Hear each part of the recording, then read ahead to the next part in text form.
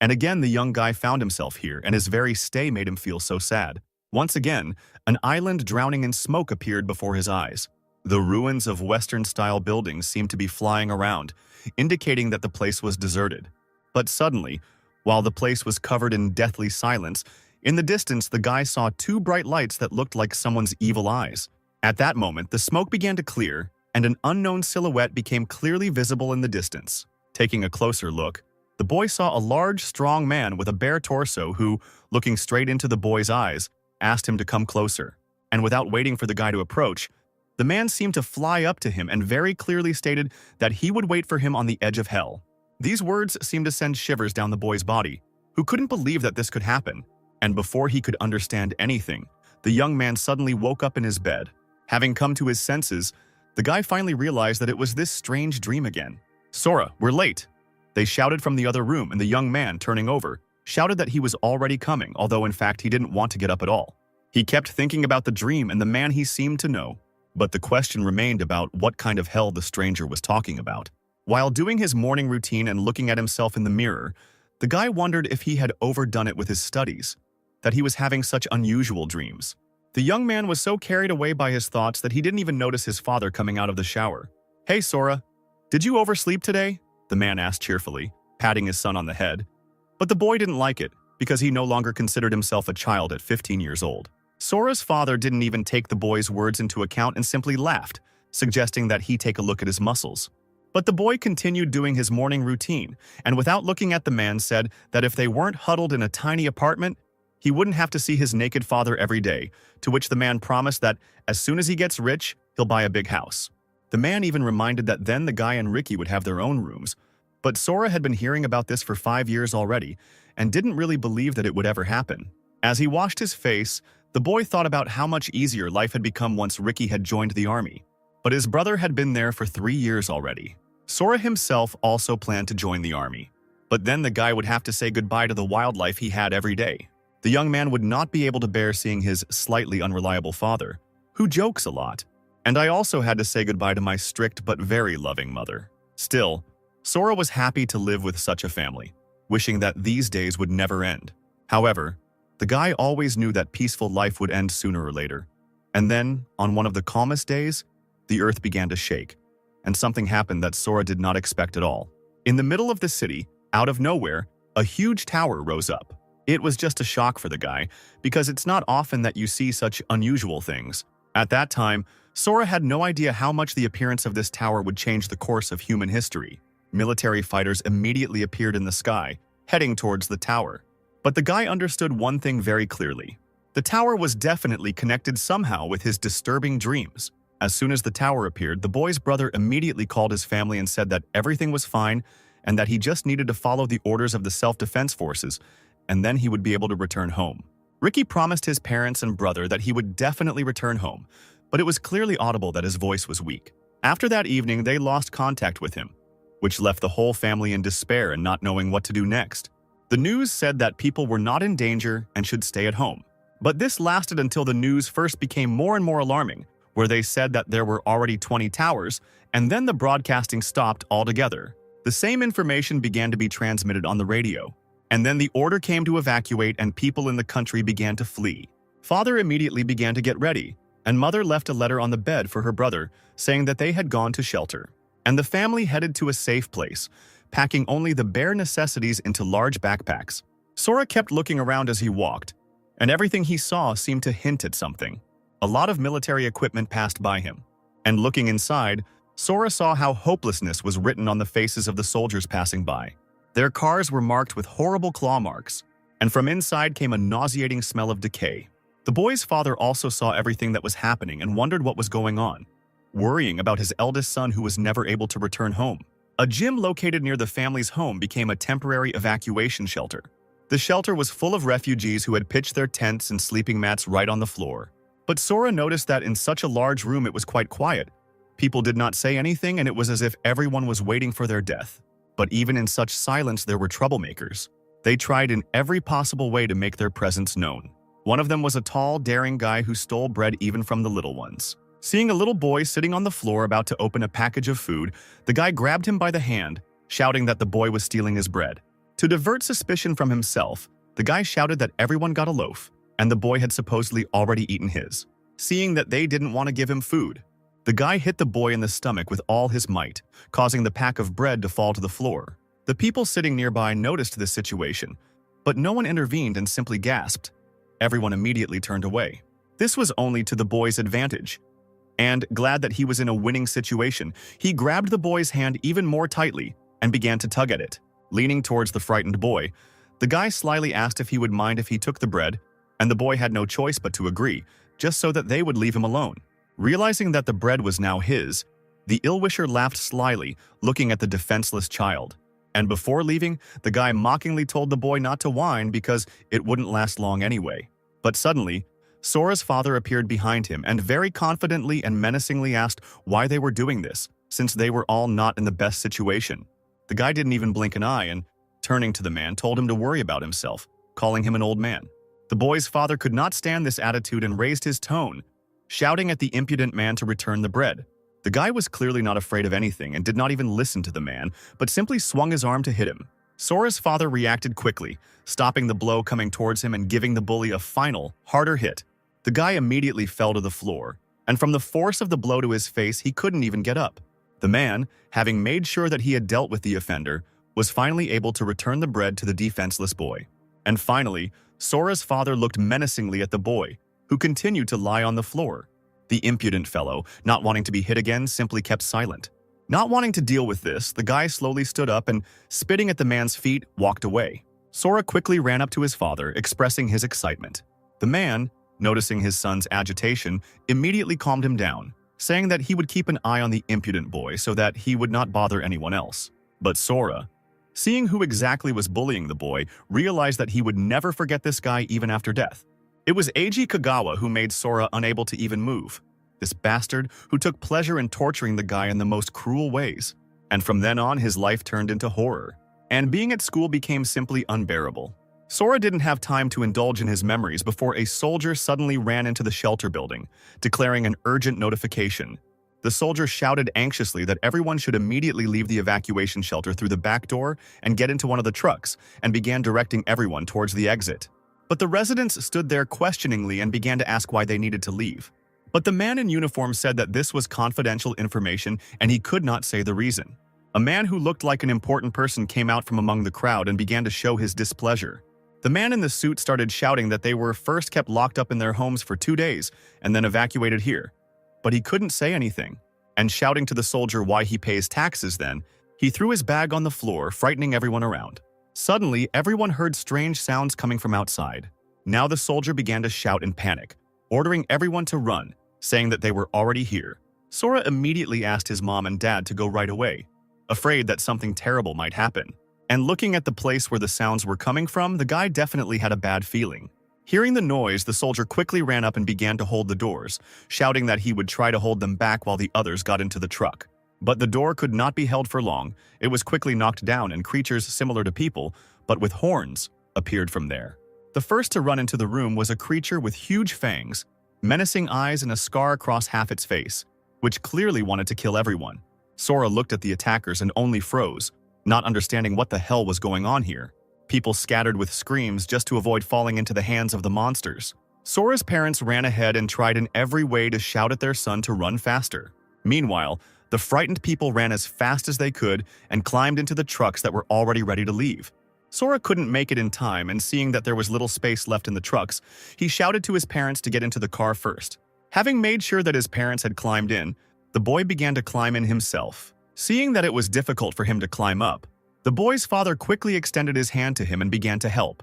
But the people who were already inside, out of fear that the monsters would catch up with them, started shouting that there were no more seats and that the guy should get lost.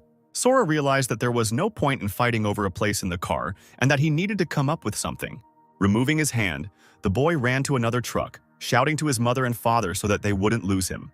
There were no seats in the car next to mine either, and everyone was rushing to close the doors. Then the guy decided to just run until he saw a free truck, and after a couple of seconds, Sora was finally able to climb inside, thinking that the danger had passed. The people were in such a hurry that they even pushed others in front of them, which is why Sora couldn't climb up right away. But suddenly a helping hand appeared before his eyes. The happy guy immediately began to thank for the help and quickly climbed into the truck. But the guy's smile immediately disappeared when he saw who exactly helped him. Sora couldn't even move from fear, realizing that he would not be safe anywhere. Before his eyes stood Eiji Kagawa, who was smiling a big sly smile and looking at the boy with greedy eyes. Eiji, still holding the boy's hand, shouted for him to die instead of his father and pushed him out of the truck. Sora thought that this was the end and fell to the ground and couldn't even get up because of the people running too fast. Everyone ran past him, and no one even wanted to help the defenseless guy. Still lying on the ground, Sora grabbed his head to protect himself from an accidental blow and began to think that it was too early for him to die. Hoping that someone would help him, the young man closed his eyes, unable even to rise. And opening one eye, Sora saw in the middle of the crowd someone's legs, which looked more like the legs of a ghost. Raising his head, the guy saw the same man who came to him in his dream.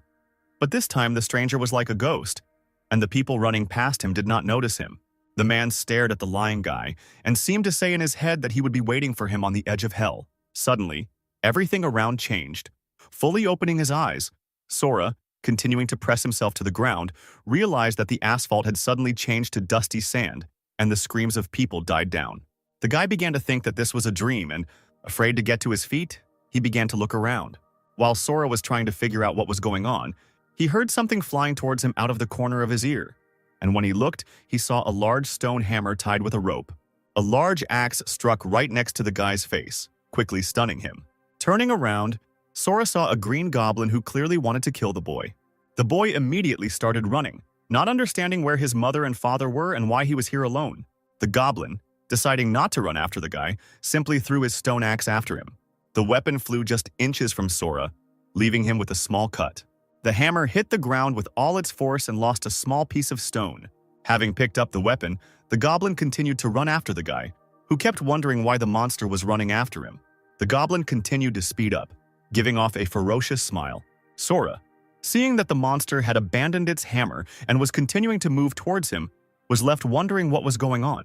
The guy's life began to change in a matter of seconds when a huge tower appeared in the city, emerging from nowhere. Then that bastard showed up and threw the young man out of the truck. And then there was this strange old man who first appeared in a dream, and then in real life. And now a fierce goblin is running after him, wanting to kill him for some reason. Sora, realizing that he wouldn't be able to run for long, decided to act differently.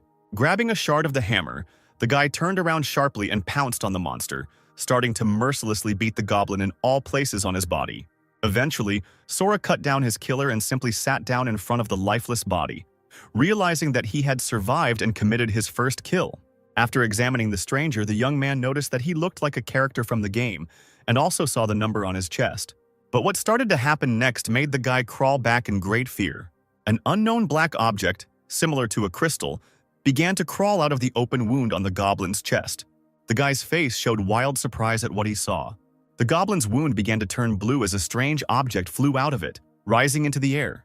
The black crystal rose higher and higher until it was level with Sora's face, and unexpectedly for him, the object flew with great force straight into his chest, causing Sora to even curl up in place.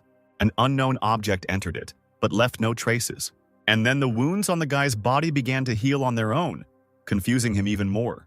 Sora began to feel much stronger, and having pulled the hammer out of the dead goblin, the guy concluded that for defeating enemies, his level increases, just like in the game.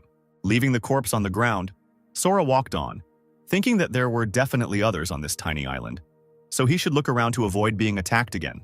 Having set off on his journey, the guy saw only desert and abandoned ruins of houses. Sora went all the way around, but there were still no monsters or other roads. But suddenly, the guy came across a strange road leading through the ruined arch of an old stone building. There was only one exit from this arch, from which an unsafe staircase led downwards.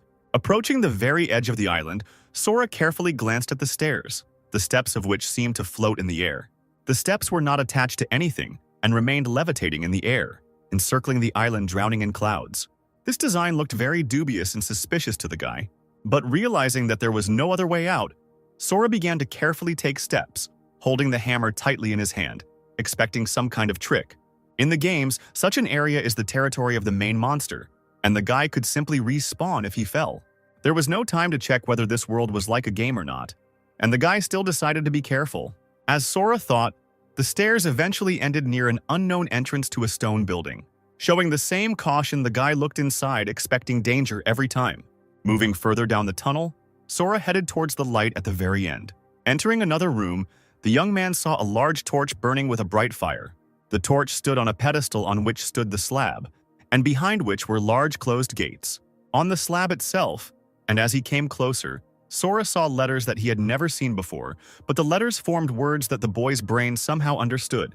The words said that the fragments belonged to their bearers, and by collecting everything, one could gain the right to leave the abyss. It became clear that Sora had fallen into the abyss and needed to collect all the fragments to get out of it. Now the guy was motivated, knowing that there was a way out of here. If you think about it, that monster wasn't that strong, and the young man had every chance of getting out of here alive. And full of confidence, the guy opened the doors leading into the unknown. It was unknown how much strength would be needed to pass through all the islands, but Sora was ready for anything after today. The first tier of the poor was a territory with an area of 900 square meters, and the number that was engraved on the body of that monster was the Roman one. The second tier occupied 1,800 square meters, and the monster had the number 2 on it. The third one was 3,600, and on one of the monsters the number 3 was visible. The fragments were only in the bodies of monsters with numbers. They were the key to passing to the next level. And the higher the number, the stronger the monster. But what worried the boy most was that these keys were becoming more and more difficult to find. The area of the tiers doubled each time, as did the number of monsters around. Sora had already gotten tired by this time, but he continued to move in order to get out, in the hope that he would be able to return to his city and see his parents. However, his strength was quickly restored. Since the stronger the monster was, the stronger he became. As we moved through the tiers, we encountered increasingly more diverse monsters. Meanwhile, the unknown man who came to the guy in his dream was waiting for him on a high mountain. On the 12th floor, Sora encountered the monsters that attacked the shelter that day. But now they were no match for him, and the guy dealt with the evil spirits quite quickly. During the time he spent in this world, Sora's hair began to grow, gradually changing color to white, and the number of monsters became so great that his senses began to dull. Their numbers began to grow to over 1 million. And when Sora reached the 30th level, the number of monsters reached 500 million. Finding a key has become like finding a needle in a haystack. Some of the key-carrying monsters were guarded by groups of other monsters, and others hid in tiny caves. But what irritated the guy most was the amount of time it took to kill them. However, Sora continued to walk forward and forward. He had only one goal: to get out of here. And for this, the guy literally walked over the heads of these bloodthirsty monsters, mercilessly killing each key carrier, continuing to move forward. Over all the battles, Sora became stronger. His body acquired a more muscular appearance, and his hair seemed to grow longer with each battle. Each type of monster was completely different. Some walked mercilessly on the ground, making terrible sounds, and some flew in the sky, spreading their large wings. Such a number of undead became a bit difficult for the guy, as if he was already going crazy from the monotony of his actions. Everything around hardly changed its appearance, and the guy's head began to boil from the same area. On the 42nd tier, he wondered what year it was, and quickly cut off his own question, since the concept of time was no longer important. There was only death and carnage left here, and in order to somehow understand the passage of time, Sora found a huge slab. On this slab, he began to scratch sticks as if counting down the days. Although, in essence, time and its course were not important. The monsters at this time were already waiting to attack him and were slowly walking towards him. Suddenly, while the guy was thinking about his stay here, someone very big stood behind him. It was a huge monster with a boar's head and a big belly, and as soon as he saw the young man, he immediately swung his hammer, and he struck towards the boy without even thinking about how strong his opponent was. Sora quickly dodged the blow and jumped back towards the beast, ripping open its belly. And then the guy dealt with the subsequent monsters. Having torn off the head of another undead, Sora caught his breath. The guy remembered how many monsters there were in the end. When he recovered, the first thing he did was return to the stove, and again he began to carve a new notch on it. Looking at the number of scratched sticks, Sora thought that it was time to find the key, and the question remained how many more levels he would have to go through to finally find the coveted key. Suddenly, the stone slab with the number of monsters collapsed right before the guy's eyes, leaving only stone ruins. Another monster of enormous size, similar to some kind of insect, appeared in front of Sora. This appearance really impressed the guy, and he even thought that he had finally found the key to move to the next level. Full of enthusiasm, the guy prepared to jump on the beast to make another kill. But the monster seemed strong, and it was worth releasing all your strength to defeat it. However, when Sora started fighting him, he realized that no matter how strong the monster was, it was all the same. After all, even monsters who thought they were strong died with one blow, and each fight seemed to become easier and easier. Having killed another beast, the guy began to realize one thing that was not very pleasant. As it turned out, for him any power lost its meaning. But he never found the key to the 42nd tier, which made the situation even more complicated. Sora stopped feeling anything during the murders, and with each death his mind seemed to break more and more. And eventually the guy couldn't take it anymore and started screaming for the key to appear.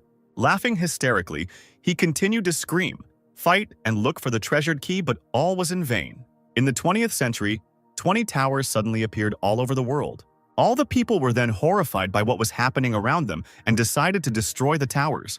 Before humanity had time to deal with them, monsters began to emerge from there, practically destroying the human race. Most were killed and many victims remained. And that day became known as the Day of Judgment. The few survivors awakened and gained access to the mysterious system. And those who awakened were granted colossal power, and human society was rebuilt. And the awakened founded hunters' guilds, after which everyone began to live with everything differently, while Sora at this time went through tier after tier in search of the key. And so, once again running after the monster with the supposed key, Sora saw something unusual. The dog-like beast, who wanted to run away from the boy so badly, was chained in unusual chains that glowed with a bright light. As if human speech was heard above the beast itself, it was clearly heard as someone said that she had used an advanced teleportation scroll and that the teleportation needed to be interrupted. After these words, the monster, without realizing it, began to rise into the sky, striving towards an unknown source of light, which resembled an exit. Sora seemed to come to his senses, seeing a semblance of a way out of this chaos, having forgotten about the keys. All this time, it seemed to him that there was no way out, and this would go on forever. But now it became clear that there was every chance to get out of here. And gathering all his strength together, the guy jumped straight towards the glowing whirlwind and rushed upward. But as soon as he was almost close to the portal, a notification appeared, which said that the summoning from the abyss could not move more than 2 living creatures. The guy, who had been in this place for so long, couldn't afford to miss such a chance. And becoming embittered, Sora began to look for the one who was preventing him from getting through the portal. Raising his head up, the young man seemed to fly towards the large circle, ignoring the notifications and chains that were trying to hold him back. At the same time, not far from the city, the earth was in a quiet, gloomy state. The sky was plunged into darkness, and almost nothing remained of the beautiful nature of the earth. A girl with pink hair was running away from someone in panic. Feeling the danger, she ran very quickly through the grass, not paying attention to anything. Level 19. Yu Sonozaki wanted to get away from the chase without looking back. But suddenly, her foot caught on the root of an unknown plant, and the girl fell to the ground, losing control of the situation. Unable to stand up, Sonozaki began to realize that things were bad and there was little chance of escape left. The root that the girl tripped over belonged to Aika, a level 30 druid who could control plants. Next to her stood a man with a large sword, who, coming closer, began to demand the return of the teleportation scroll, saying that a level 60th scroll was not something that a level 19 beginner could possess. Choji Shido, realizing that the girl was not going to get up, threatened her to give the scroll, promising to kill her otherwise. Sonozaki looked at Shido in horror and began to scream that fighting between hunters was prohibited and the guy was definitely breaking the rules. Shosei Toshida, level 38, who was a barbarian with a large sword, treated the rules with disregard, believing them to be unnecessary. And thrusting his sword into the ground right in front of the girl's face, he declared that he was the one making the rules here. Without letting Sonozaki leave, he once again asked her nicely to give him the scroll, promising to spare her hands in that case. The girl, realizing that she had no choice, began to stall for time, holding the scroll behind her back, declaring that if she were in their place, she would not have driven herself into a corner. Aika, who was standing nearby, immediately realized that the girl wanted to use forced summoning and immediately ordered Sonozaki to be stopped so that she could not escape. Toshida immediately became furious at such impudence and was about to attack. Grabbing the sword tighter, he shouted for the fugitive to give up the scroll. But Sonozaki herself was not going to give up just like that, having already come up with an escape plan. The guy's sword stopped instantly when he saw the girl's actions. Realizing that she was opening a teleportation circle, Toshida began to panic, knowing that there was little time left. Sonozaki decided that if she was going to die now, she'd better take the others with her. Aika, standing behind Toshida, realized that no one would be able to control the advanced monster that was brought in this way, which meant that it would be the end for them all. Shouting that she had to be stopped, all three rushed into battle. Shouting for everyone to die, Sonozaki prepared to take all of her enemies with her. And opening the portal, a powerful lightning bolt struck from it, from which Sora's silhouette fell out.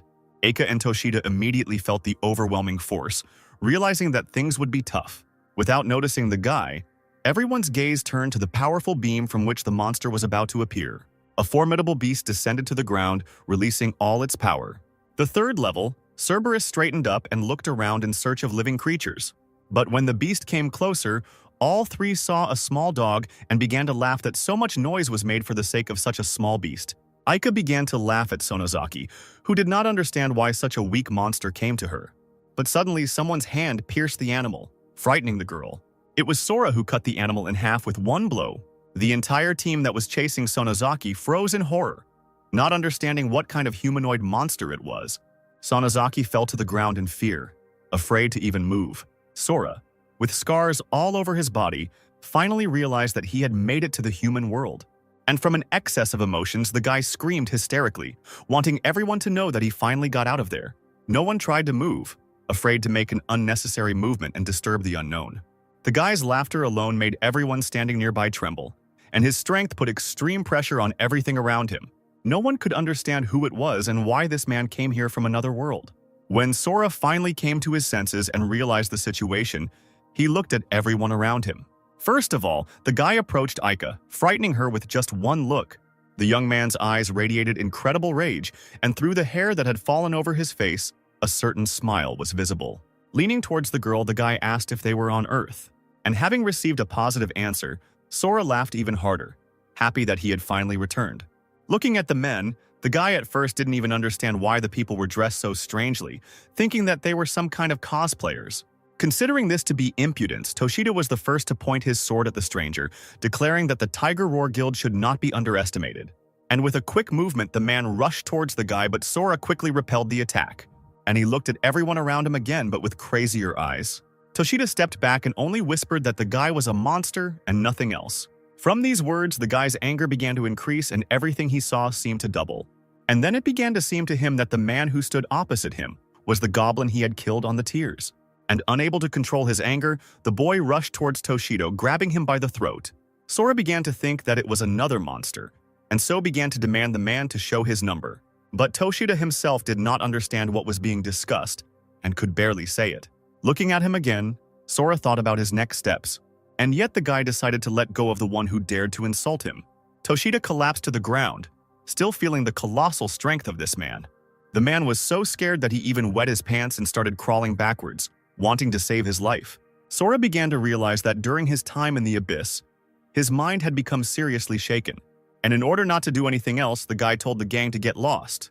The Tiger Roar Guild rushed in panic and ran with all their might away from danger. Sonozaki, continuing to stand and not move, managed to examine these terrible scars on the guy's body, feeling the powerful force emanating from him. The girl could not understand who he was, and it was unlikely that he was a monster summoned from the abyss by a scroll. Sora, after watching the fugitives, turned to the frightened girl and asked how many years had passed since the appearance of the rabies. Sonozaki stuttered a little and replied that exactly 5 years had passed. The guy still asked again if they were really on Earth, why everyone was dressed so strangely, and what scroll they were talking about.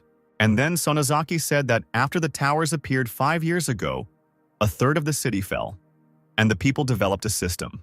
The girl also said that the city, C, was subjected to major invasions, and she managed to escape from there. Hearing the name of the city, Sora remembered that this was his hometown, where he lost his parents that day. In a panic, the guy began to interrogate the girl, trying to find out what state the city was in now, and, as it turned out, it was already practically destroyed. But strong people were sent there who should be able to kill the monsters.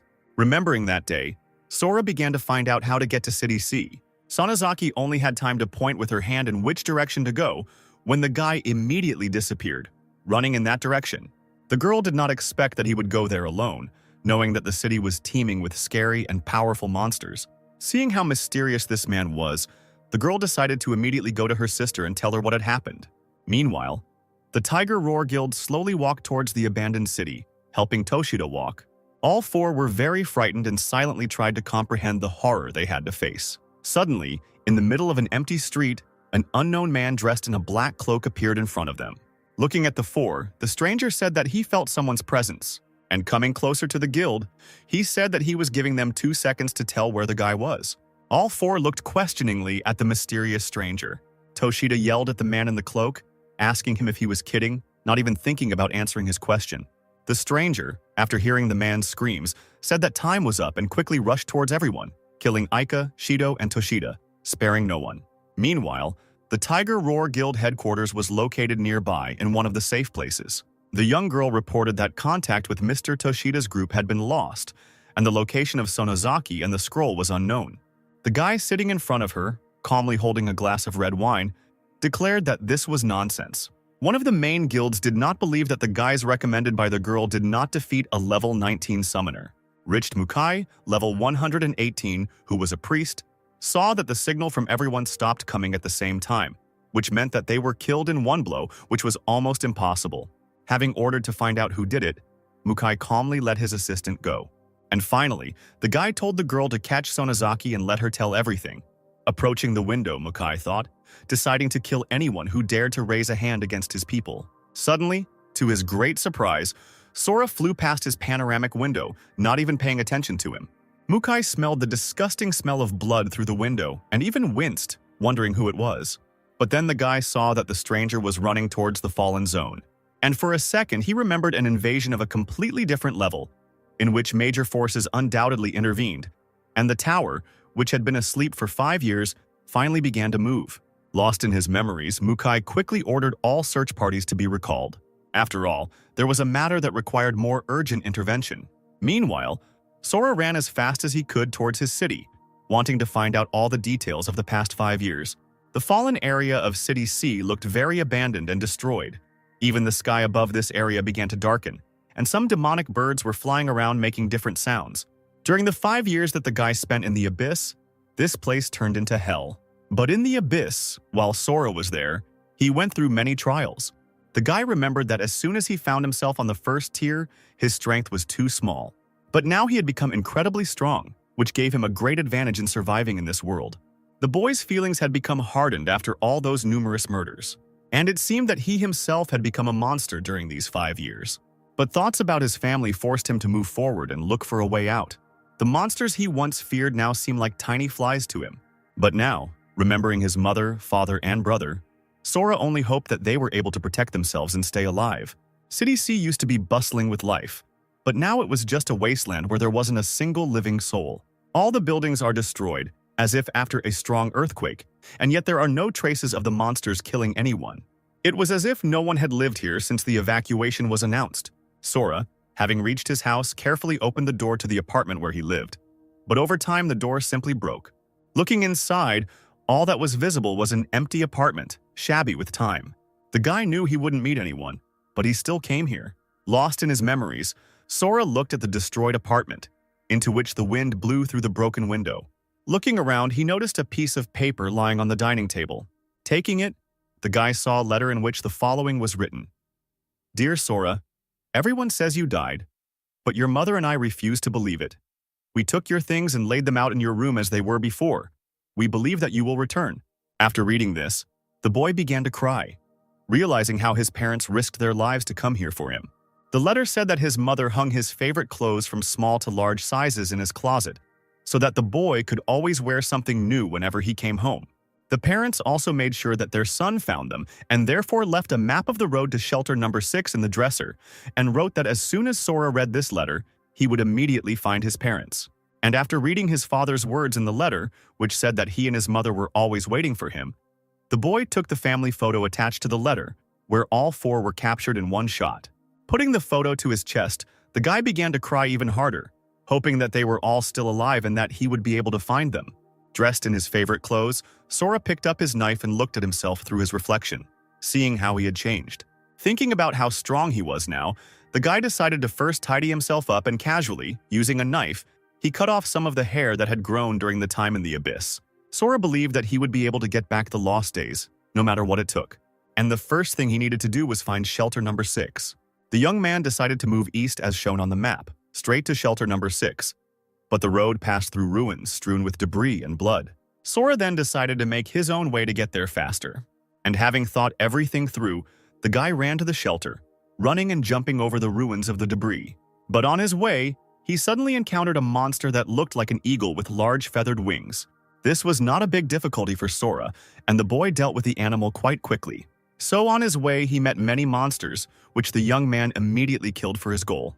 One of the guards of the Fallen Zone, standing on top of the building, at that moment heard strange sounds, not even guessing who was making these sounds, but the second guard only joked that he was just imagining it. But suddenly, unexpectedly, someone flew very quickly right over their heads without even letting them understand who it was. Two young guys turned their gaze towards the flying thing, trying to see what it was. Later, another guy came up to their building with a phone in his hands, shouting that he had managed to film the object. And to everyone's surprise, after watching the video, it turned out that it was a person, or rather, Sora, flying at high speed towards his parents. Flying past tall buildings, the guy noticed a screaming girl who asked him not to approach her. Three guys slowly walked step by step towards the innocent girl and threw her compliments, saying how pretty she was and how long it had been since they had seen a woman. One of the guys standing in front even licked his lips, looking slyly at the victim. He even promised to take care of her as soon as they had some fun. And leaning towards the girl face to face, the guy touched her head, frightening her even more. It became clear that it was Eiji Kagawa who, with an evil laugh, promised to be gentle. But everyone understood that this was a lie. Saliva flowed from the impudent man's mouth as he slowly ran his hand over the girl's chest. Sora noticed this and immediately dropped to the ground, noticing that some things don't change, and the non-entities remained as they were. Hearing someone's voice, the guys in armor threatened the young man that if he interfered, they would kill him immediately. And realizing that he wouldn't just leave him alone, the leader ordered the boy to be captured while he was having fun with the girl. The two guys grabbed their swords and quickly ran towards Sora, shouting death wishes. Sora didn't even move from his spot, not at all afraid for his life, knowing that it would be very easy to deal with them. As soon as one of the attackers was very close, the guy gave him a very strong slap in the face, quickly stunning the enemy. The guy who received the blow immediately fell to the ground. At that very moment, a sword appeared next to Sora's face. But the guy quickly interrupted the attack by grabbing the other's hand and starting to squeeze it with all his strength. And after hitting him in the face, the second attacker also fell to the ground lifeless. At this time, Eiji came up and had no choice but to intervene, and while he went to sort things out, the girl they wanted to attack managed to run away. Sora, seeing a familiar face, quietly said the guy's name, remembering how he pushed him out of the truck. And raising his head, the guy asked if he had really forgotten the face of the one he killed. Eiji began to tremble in horror, not believing that the guy was alive. The guy thought that this couldn't be, and out of fear, he even fell to the ground and started crawling backwards. Sora, having the opportunity to deal with the impudent man, menacingly appeared before the frightened Eiji. And suddenly standing up on his feet, the guy started shouting for them not to come near him, still not believing that the boy had been alive all this time. A sly smile appeared on Sora's face, and the guy suddenly reached out his hand to Eiji's face. Grabbing him by the throat, the guy began to squeeze his neck, causing Kagawa to choke without the ability to respond. And stating that it was his fault that he had to fight his way out of hell, Sora pushed the guy back while still holding him by the throat. There was fear on Eiji's face, and the boy understood that it seemed like he wouldn't leave here alive. Sora didn't even pay attention to the impudent guy's fear and shouted that now it was his time to go to hell. He grabbed Kagawa even harder, digging his nails into his neck, making small wounds. Having promised to take away every bit of his self-respect, the boy could no longer contain his anger, blaming only Eiji for what had happened, because he had ruined his life and separated him from his parents. The guy's anger was so great that voices began to speak in his head, telling him to kill the enemy, offering to subordinate everything to his will. In the past, all Eiji did was torment the boy. Every day, Sora experienced feelings of pain, humiliation, and helplessness. But today, he will finally be able to get it all back. And suddenly, a memory popped into his head of how Eiji had once strangled a guy, declaring that destroying a guy's self-respect was damn nice.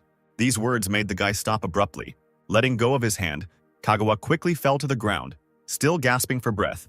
Trying to clear his throat, Eiji was afraid to even look up at the guy who simply froze in place. Sora realized that he couldn't become as cruel.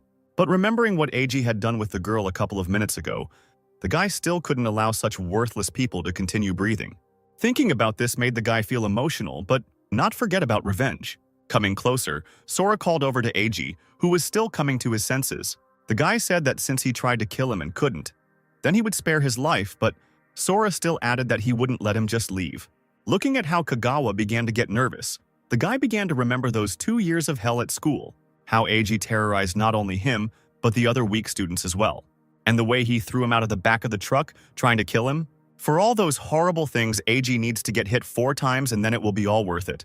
Kagawa, realizing that he could die even after the first blow, began to beg Sora not to do it, apologizing for everything he had done. Taking hold of the edge of the sweater, Sora slyly began to calm the guy down, telling him not to worry. Eiji seemed to start remembering all the moments of his life as he saw the boy swinging his arm to strike. And before he could think, Kagawa received his first blow to the face, which immediately stunned and confused him. The second blow seemed even stronger, and it seemed that the guy would not be able to withstand a third. With 2 blows to the face, Eiji began to bleed, which began to spread across the ground, frightening his 2 comrades. Without giving him a break, Sora struck a third blow, remembering all the pain that this bastard had caused him. The boy decided to save the 4th blow, and after laughing a little, he ordered Eiji to stand up. Kagawa, kneeling down, barely alive and covered in bruises, abrasions, and blood, whispered for the guy to just kill him. And right after his words, Sora's foot flew into his face. This blow was the last one for him, and the guy decided not to hold back, and with all his might crushed Eiji's face into the ground. Eiji fell down dead, blood pouring from his eyes and showing no signs of life. He had no limbs or sight left, which greatly satisfied the young man. Seeing that Eiji was barely breathing, the boy told his friends to take him to the hospital. And before leaving, Sora shouted for them not to appear in his sight again. Leaving Eiji's body behind, the boy hurried further towards the shelter. Having dealt with the cleanup, it was time to move on to meet the parents.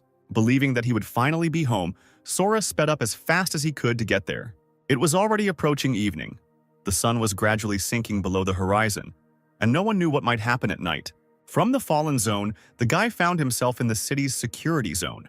At the border, 3 soldiers in uniform stood and discussed their willingness to remain on guard duty on the wall. Everyone laughed, saying how good it was that they didn't have to fight monsters here, but it wasn't worth losing your head if you had to fight. The military's conversation was interrupted by First Lieutenant Tanji Kagura, level 31, reminding the soldiers not to let their guard down, because no one knows when monsters might come. But Private Shoki Matsura, a 22nd level warrior, said that the monsters would hardly get here, and, to everyone's surprise, immediately after the words, a monster suddenly attacked them, killing several soldiers in a matter of seconds. It was a child of a level 45 kraken, a shell-like monster that pierced its victims with its claws and stared at the rest with one of its large eyes. The military immediately opened fire, essentially trying to contain him at the border to prevent him from entering the safe zone. The monster itself was very strong, but the shots only made it even more angry, especially since the bullets did almost no damage to it. The soldiers realized that the monster was too high level and their weapons were simply powerless in this battle. The merciless beast meanwhile continued its advance, and it seemed that it would be able to cross the border. Kagura, commanding his soldiers, ordered everyone to disperse and take their positions. The kraken, with its sharp claws, cut the almost unarmed soldiers in 2 one after another. It was decided to run to the side to confuse the monster. One of the soldiers, holding explosives in his hand, began to attract attention to himself. And while he ran towards the monster to plant the bomb, the others continued to shoot, protecting the soldier. The kraken began to defend itself with its tentacles and shell, covering its large eye from bullets. The soldier with the bomb was already next to him, and it seemed that they had a chance of winning. And suddenly the monster began to behave strangely, raising its eyes upward, stopping killing the soldiers. The kraken seemed to be afraid of something, and the soldiers, not understanding what was going on, stopped firing. Covering its eyes with its tentacles, the beast began to back away, continuing to look up. The soldiers froze in place, not understanding what was happening. Everyone noticed that something had frightened the monster, but what could have frightened such a strong beast? The kraken began to gradually close its eye, as if it sensed the approach of danger. His pupil narrowed and his tentacles began to move in a chaotic manner, continuing to confuse the others. No one knew what he was afraid of, and so they had to be even more on guard. While everyone stood still, one of the soldiers thought this was a good opportunity to plant a bomb, and, grabbing the box, he rushed towards the monster. Having thrown an explosive device under the paws of the kraken and wished for death, everyone began to wait for what would happen. The soldiers barely had time to escape because the bomb exploded as soon as it hit the ground, stunning everyone around. Standing on the ground, the soldiers began to wait for the smoke to clear to see whether they had killed him or not. But the Kraken remained alive without a single scratch and only became even more angry, fixing its large eye on the soldiers. No one could believe that such a powerful bomb could not tear the animal apart. The Kraken's shell turned out to be so strong that it was not affected by fire or explosion, which made the situation even more serious. One of the soldiers was so scared that he couldn't even move and just looked at one of the beast's claws approaching him. But suddenly, unexpectedly for everyone, Sora appeared, who saved the military man at the last moment. The guy began to brutally kill the monster, tearing off its limbs, and the beast began to gradually bleed out. The lieutenant, seeing how he mercilessly killed such a strong opponent, finally realized that it was this guy that the Kraken was afraid of. It wasn't long before the monster died, and Sora calmly walked forward, looking around. Kagura couldn't believe that this guy was able to survive the explosion and still kill the monster. People with such S-rank destructive power, and the man himself had never seen anyone like that. Continuing to look at him, the man decided at all costs to find out who he was, using his ability to look and see information about the target. And the closer the user is in level, the more accurate the information seen. The lieutenant, seeing such power for the first time, could not believe what was happening, but what he saw next made him freeze in place. A system warning appeared before his eyes, telling him to show his respect to this guy. Kagura only saw this warning, but he never received any information, as if it simply did not exist. From shock and helplessness, the man began to lose consciousness, but the military quickly caught the lieutenant. Sora calmly looked at the military while continuing to stand next to the monster's corpse. Seeing a soldier nearby, the guy stopped him, saying that he wanted to ask a question. Coming closer, the young man asked how far away the sick shelter was, slightly confusing the military man. But he still answered that the shelter the guy was looking for was 5 to 10 kilometers to the north. But before getting there, the guy needed to go to Zone X. This was the first time Sora had heard about this zone, so he immediately recognized it. As it turns out, this zone is where the advance of monsters is held back. They are lured there to minimize damage from battles, and there were also many monster hunters there. Turning his head, Sora heard the soldiers marvel at the rare items that dropped after killing the monster. It became clear that when you win, in the real world, things drop from each kill just like in the game. Turning again to the soldier, the boy asked how strong this monster was for them. Level 45 was a pretty tough opponent for the military, and if it weren't for the guy, it seemed like they would die. Sora was a little surprised that even this was causing people difficulty.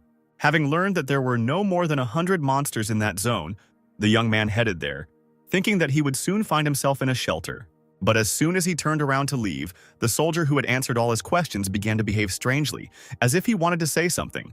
And having collected his thoughts, the man stopped the guy, not even knowing his name. Sora stopped, deciding to listen to the stranger.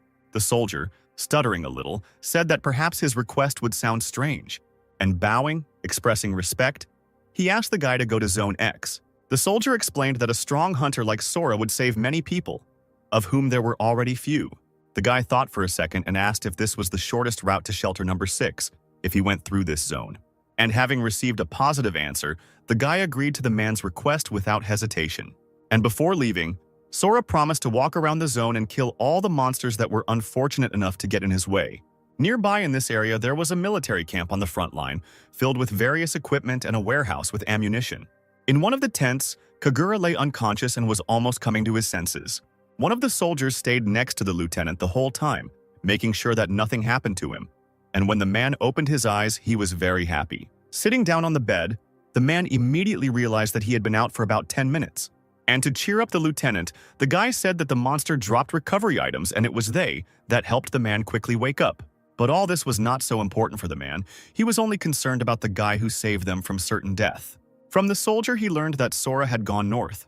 Realizing that it seemed that it would not be possible to talk to him, the man bowed his head and sighed languidly. But then he straightened up abruptly, realizing the words about the north. The soldier clarified that the guy headed towards the 6th shelter, which was very strange for everyone. Kagura even asked again, not believing that the stranger really went through Zone X, which was full of monsters. It was clear that the young man didn't care about such a large number of undead, because he didn't even hesitate for a second before heading there. Sighing, the lieutenant ordered an immediate call to the main command center. Such an order was clearly rare because the soldier stood in a stupor, even upon hearing these words. While the soldier ran to carry out the order, the man continued to sit on the couch, thinking that there was not much time left until the appointed time. And looking at the clock, it became clear that there were about 10 minutes left, which meant the man had to make it in time. A couple of minutes later, a soldier ran in, saying that he had sent a message on the emergency radio. And coming closer, I decided to ask why they needed to contact the command center. As it turned out, this mission was different from the previous ones, and the information was highly classified, so no one knew anything. Taking the electronic device, the man turned on the map, explaining that Zone X, which served as the base for the mission, was no longer the place where they were holding the monsters. Now it is a bombing zone where they dropped bombs at designated times. And the general staff was watching all this all the time, trying to keep this information secret. Meanwhile, the headquarters received an emergency call from Zone B-22. The chief commander Renji Kumagaya, a level 58 flame mage, immediately ordered him to be connected to the call, and the dispatcher quickly began to set up the connection. After a couple of seconds, the call was set up. Kagura appeared from the screen, stating his communication code BW3422, stating that he had new information.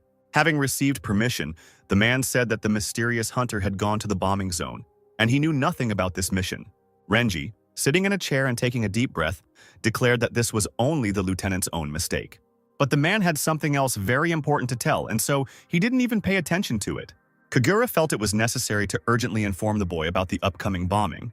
And at first, the commander did not even take these words seriously. Realizing that there was not much time left, Kagura began to shout that this guy was very strong and everything must be done to prevent him from dying. The lieutenant's cry forced the commander to listen to the man. Renji, still sitting in his chair, asked what level this hunter was exactly, since the bombing had to be postponed for his sake. But Kagura didn't know the answer to this question, since the system didn't show anything. And in response, the commander just laughed. Renji, having no respect for his subordinates, asked why the lieutenant wanted him to urgently contact the guy. At this point, the man's assistant, who was standing next to him, intervened, stating that he would most likely be dead by the time the message arrived. Renji began to laugh, saying that the man lacked brains, but he had a talent for humor. And looking at the blonde sitting next to him, as if addressing her, the man said that it looked like the soldiers weren't trained well enough to be left alone. The commander was not in a position to interfere in the affairs of his subordinates outside his jurisdiction. And leaning towards the girl, he reminded her that if he reported to his superiors that someone was hindering the progress of the mission, that person would immediately be brought to justice. Western Commander Mie Tonosaki, a level 73 golem tamer to whom the man's words were addressed, wondered if Renji was seriously going to set up his man when they needed to deal with the enemy. Mentally calling him an idiot, the girl did not allow herself to answer. And yet, Kagura, who was trained so carefully, tries to save the stranger, even if it means canceling the mission. Feeling that something was wrong, the girl asked how strong this man was since they didn't even know his level. Kagura remained silent, not even knowing how to answer, realizing that he knew absolutely nothing about the guy. With tensions rising and few answers available, Mie decided to take a different approach. Standing up from her chair and crossing her arms, the girl turned to the lieutenant, realizing that he hardly had any intention of interfering with the plan. But if the man's reason was not convincing enough, the girl promised to personally hand him over to a military tribunal. These words made the man shudder, realizing that he needed to come up with the right words to save the guy. After scolding the lieutenant, Mie asked Renji if he was satisfied with this measure of restraint for his subordinates. The commander could not answer anything, because the girl did everything right. And sitting down in the chair, the man asked to name the reason why they should save this hunter. Kagura stated very clearly that the man killed a level 45 Kraken hatchling in one blow. Everyone suddenly fell silent at headquarters. It was clear that the guy was definitely a hunter with a rank higher than A, and Mie asked if he was an S-rank military man. Although this was impossible, since everyone with such a rank was on missions, and there were no confirmation signals coming from B-22, Mie, understanding the urgency of the situation, asked why Kagura didn't know the level of this person, even though he was able to see it. The man sighed and replied that he was unable to see the level this time. This news left everyone around stunned.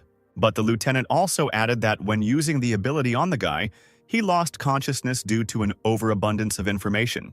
This meant that the guy was at least level 100. No one could say anything about all this news. The situation was becoming even more tense, and there was not much time left.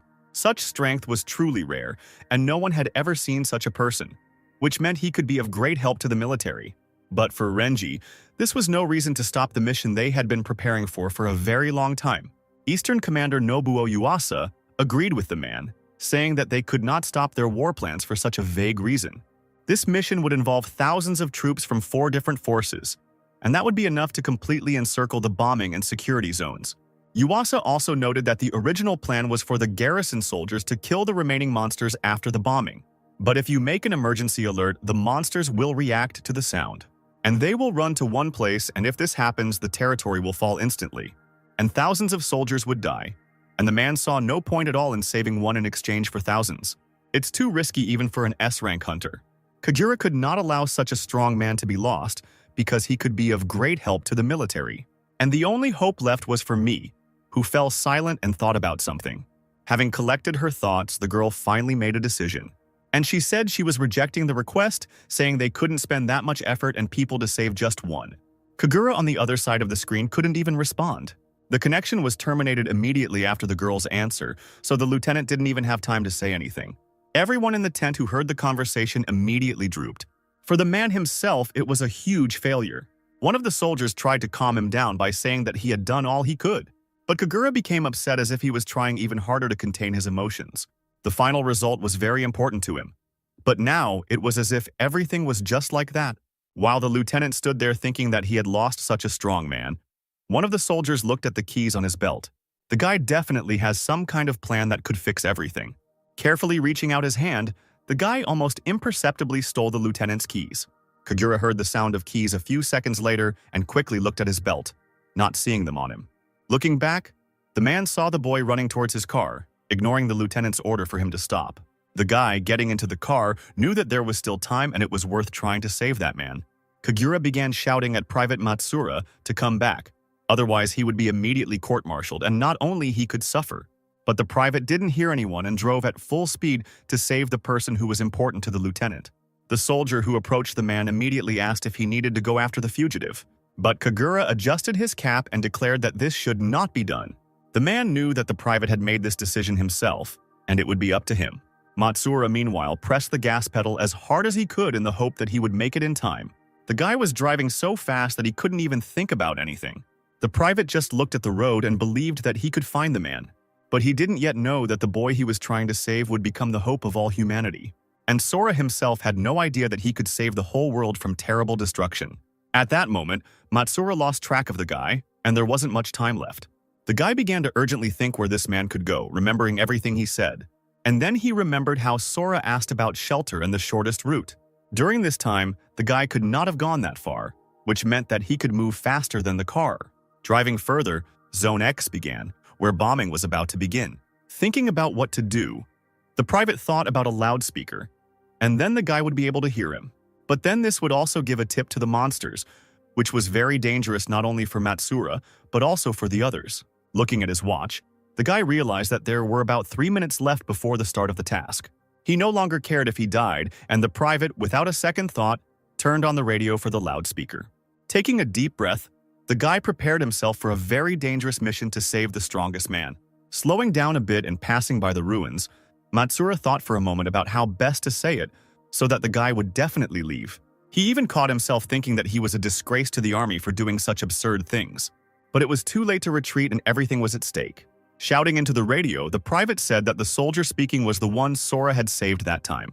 And later, even louder, the guy declared that this area was about to be bombed, and that person needed to evacuate immediately. Sora was nearby at the time and heard these words almost immediately. Hearing about the bombing, the guy understood why there were no hunters here. And looking into the distance, Sora knew that the monsters were not at all scary to him.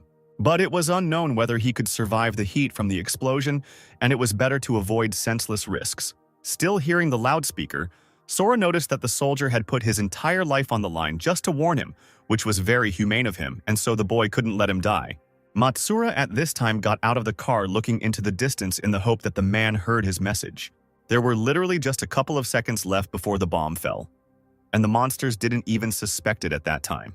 But they heard Matsura's words and quickly headed towards the source of the sound.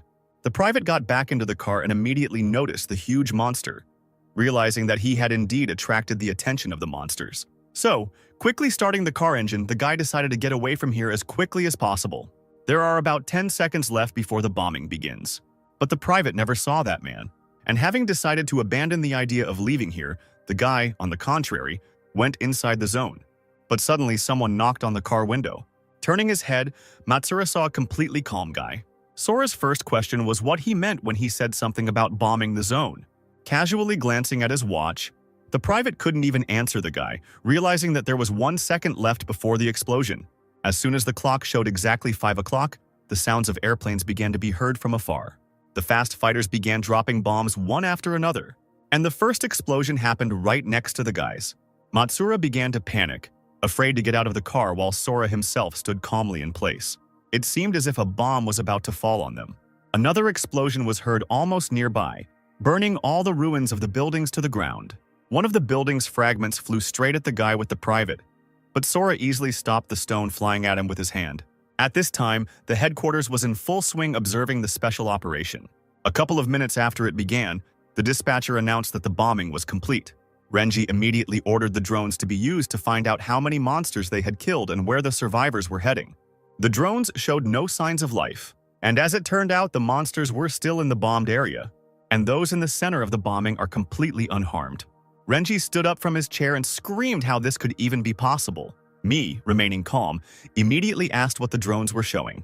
But the girl sitting at the monitor couldn't even move from what she saw. Everyone in the room froze in anticipation. All the monsters seemed to have formed dome-shaped shields, and so the bombs didn't even touch them. But what was strange was the unknown man with white hair and a black cloak among them. The man stood clearly among the merciless monsters and calmly headed with them to another zone. The drones were almost immediately attacked by monsters and broken, and surveillance ceased. Switching to another drone, the last thing that was visible was a huge monster with red eyes who just as quickly broke the device. And so all the devices broke down one after another.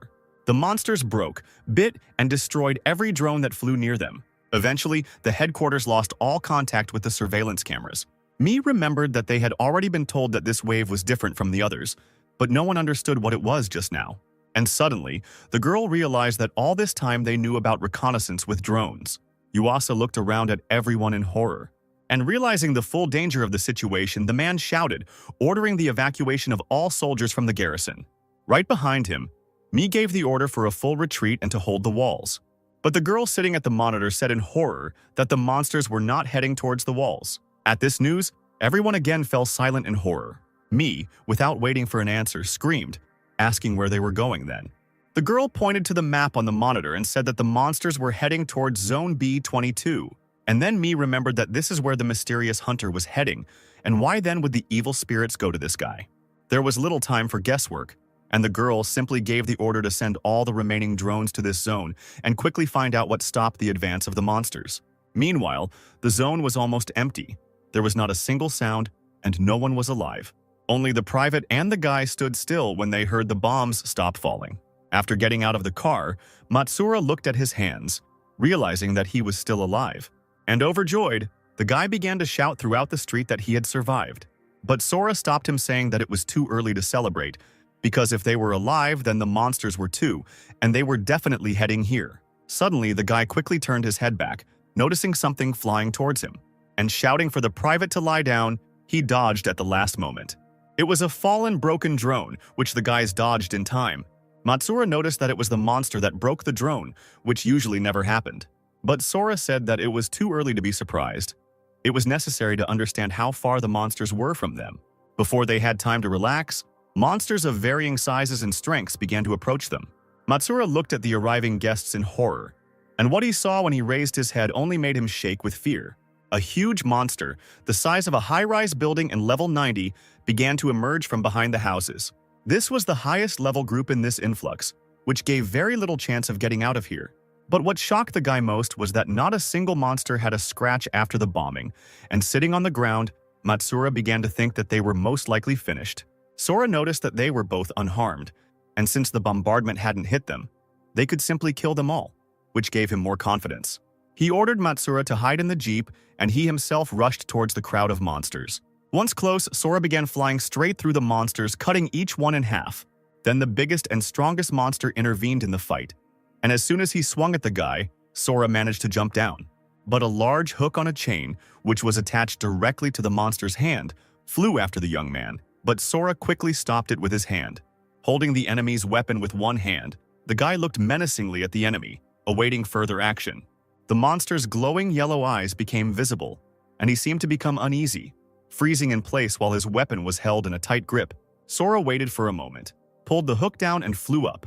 Jumping above the head of the monster itself, the guy gathered all his strength to deliver a crushing blow. The monster began to get even more angry, and his eyes glowed red. And without giving the enemy time to think, Sora flew swiftly down to the very head of the monster. As soon as he got close, the guy flew through the monster's head, crushing it into small pieces. Having lowered himself onto the still-standing body of the monster, the young man noticed a second man who calmly continued to stand on the shoulder of the already decapitated monster. The stranger was wearing a cloak, so Sora couldn't see his face. From under the cloak, only long white hair fluttered in the wind. Looking closer, Sora noticed that he still hadn't sensed his presence, which was very strange. Finally, the stranger in the cloak suddenly stepped forward and whispered something. And after his words, the skin began to grow together at the place where the monster's head was cut off. The monster's bones began to regenerate, and branches of flesh emerged from where its head had been cut off. The stranger continued to bow his head over the place where his head had been restored, without moving from the spot. And in a matter of seconds, the monster's head was back on his shoulders, and they both looked at Sora with furious smiles. The monster, looking with crazy eyes, shouted that the guy was a thief and that he should return what he took. But Sora still didn't understand what he had taken and what he had to give back. And then a stranger intervened in the conversation, who said that the guy had stolen someone else's power. Now he had to pay with his own life. Following the stranger's cries, black spears quickly flew at Sora. But the guy reacted quickly and managed to catch the spears. Clutching the remainder of the spear in his fist, the young man began to think that this was all the mysterious stranger was capable of. And confident in his abilities, Sora jumped towards the man, preparing to pierce him with his weapon. But before the guy could strike, the monster's hand began to move towards him, wanting to swat him like a fly.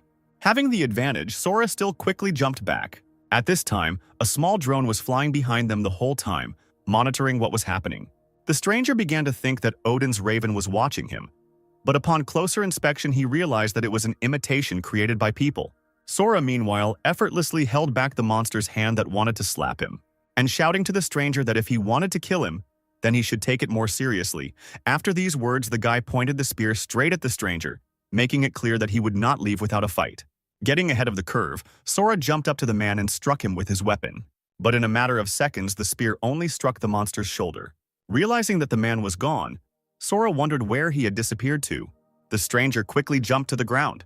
He stood and thought about how disgusting it was to be under the surveillance of vile little people. Considering humans to be low-class creatures and that they irritated him, the unknown person pointed his hand at the drone, which continued to fly around him. And immediately, the large demonic bird broke the flying object. The stranger ordered all his monsters to destroy every observer, but he himself remained standing in place, watching the falling drone.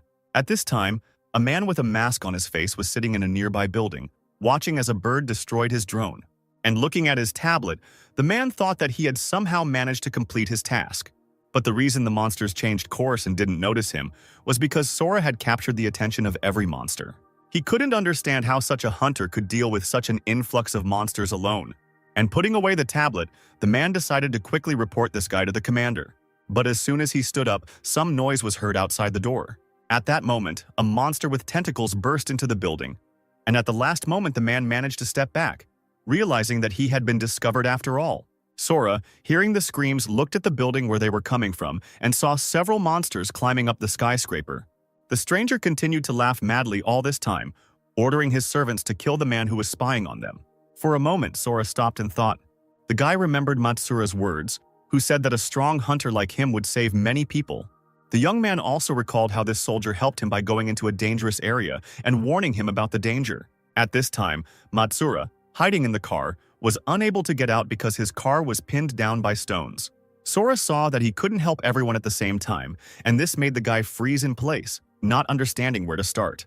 But suddenly, it finally dawned on him that when hunting enemies, you need to start with their leader. And jumping off the monster, the guy ran towards the stranger in the cloak.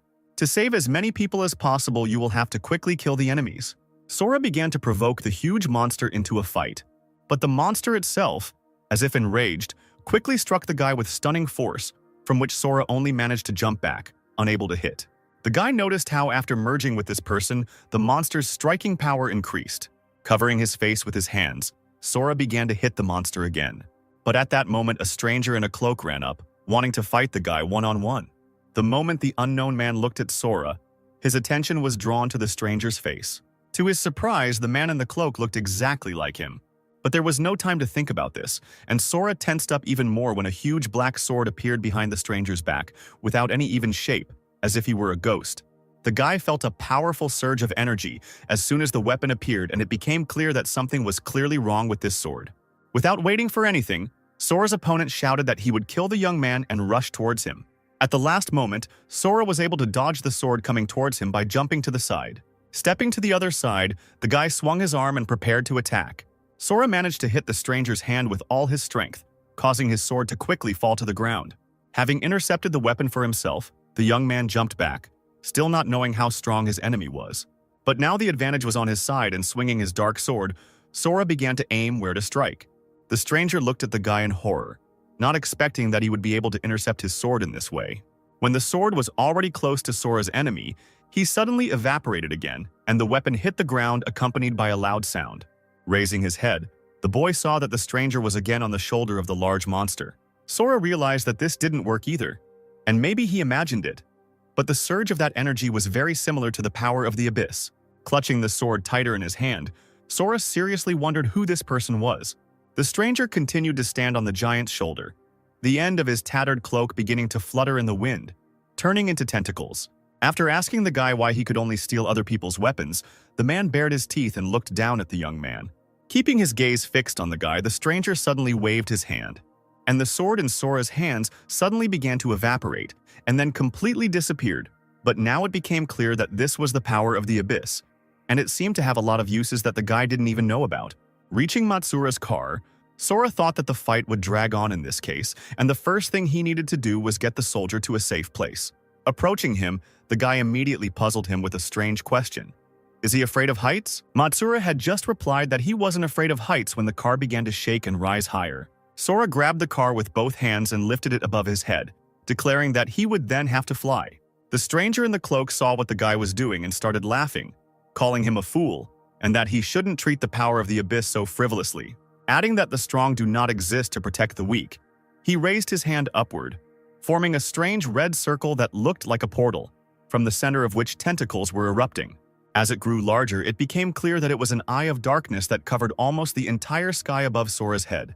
And wishing death on the boy and his weak friend, the stranger prepared to strike. But Sora was faster, and grabbing the car tighter, he ran with all his might away from the supposed place of impact. But after a while, it became clear that even if he accelerated, the enemy would catch up with him. So he put the car on the ground and decided to act differently. Deciding it would be easier to simply destroy the Eye of Darkness, Sora jumped straight into the massive circle. In flight, the guy managed to gather all his strength into a fist, and, squeezing it tighter, he rushed to strike the eye. Having cut the eye in two, the guy felt nothing and immediately thought that nothing had worked. But looking up, he saw another circle, which turned out to be the real form. Preparing to strike again at the real form of the Eye of Darkness, the guy heard a scream below.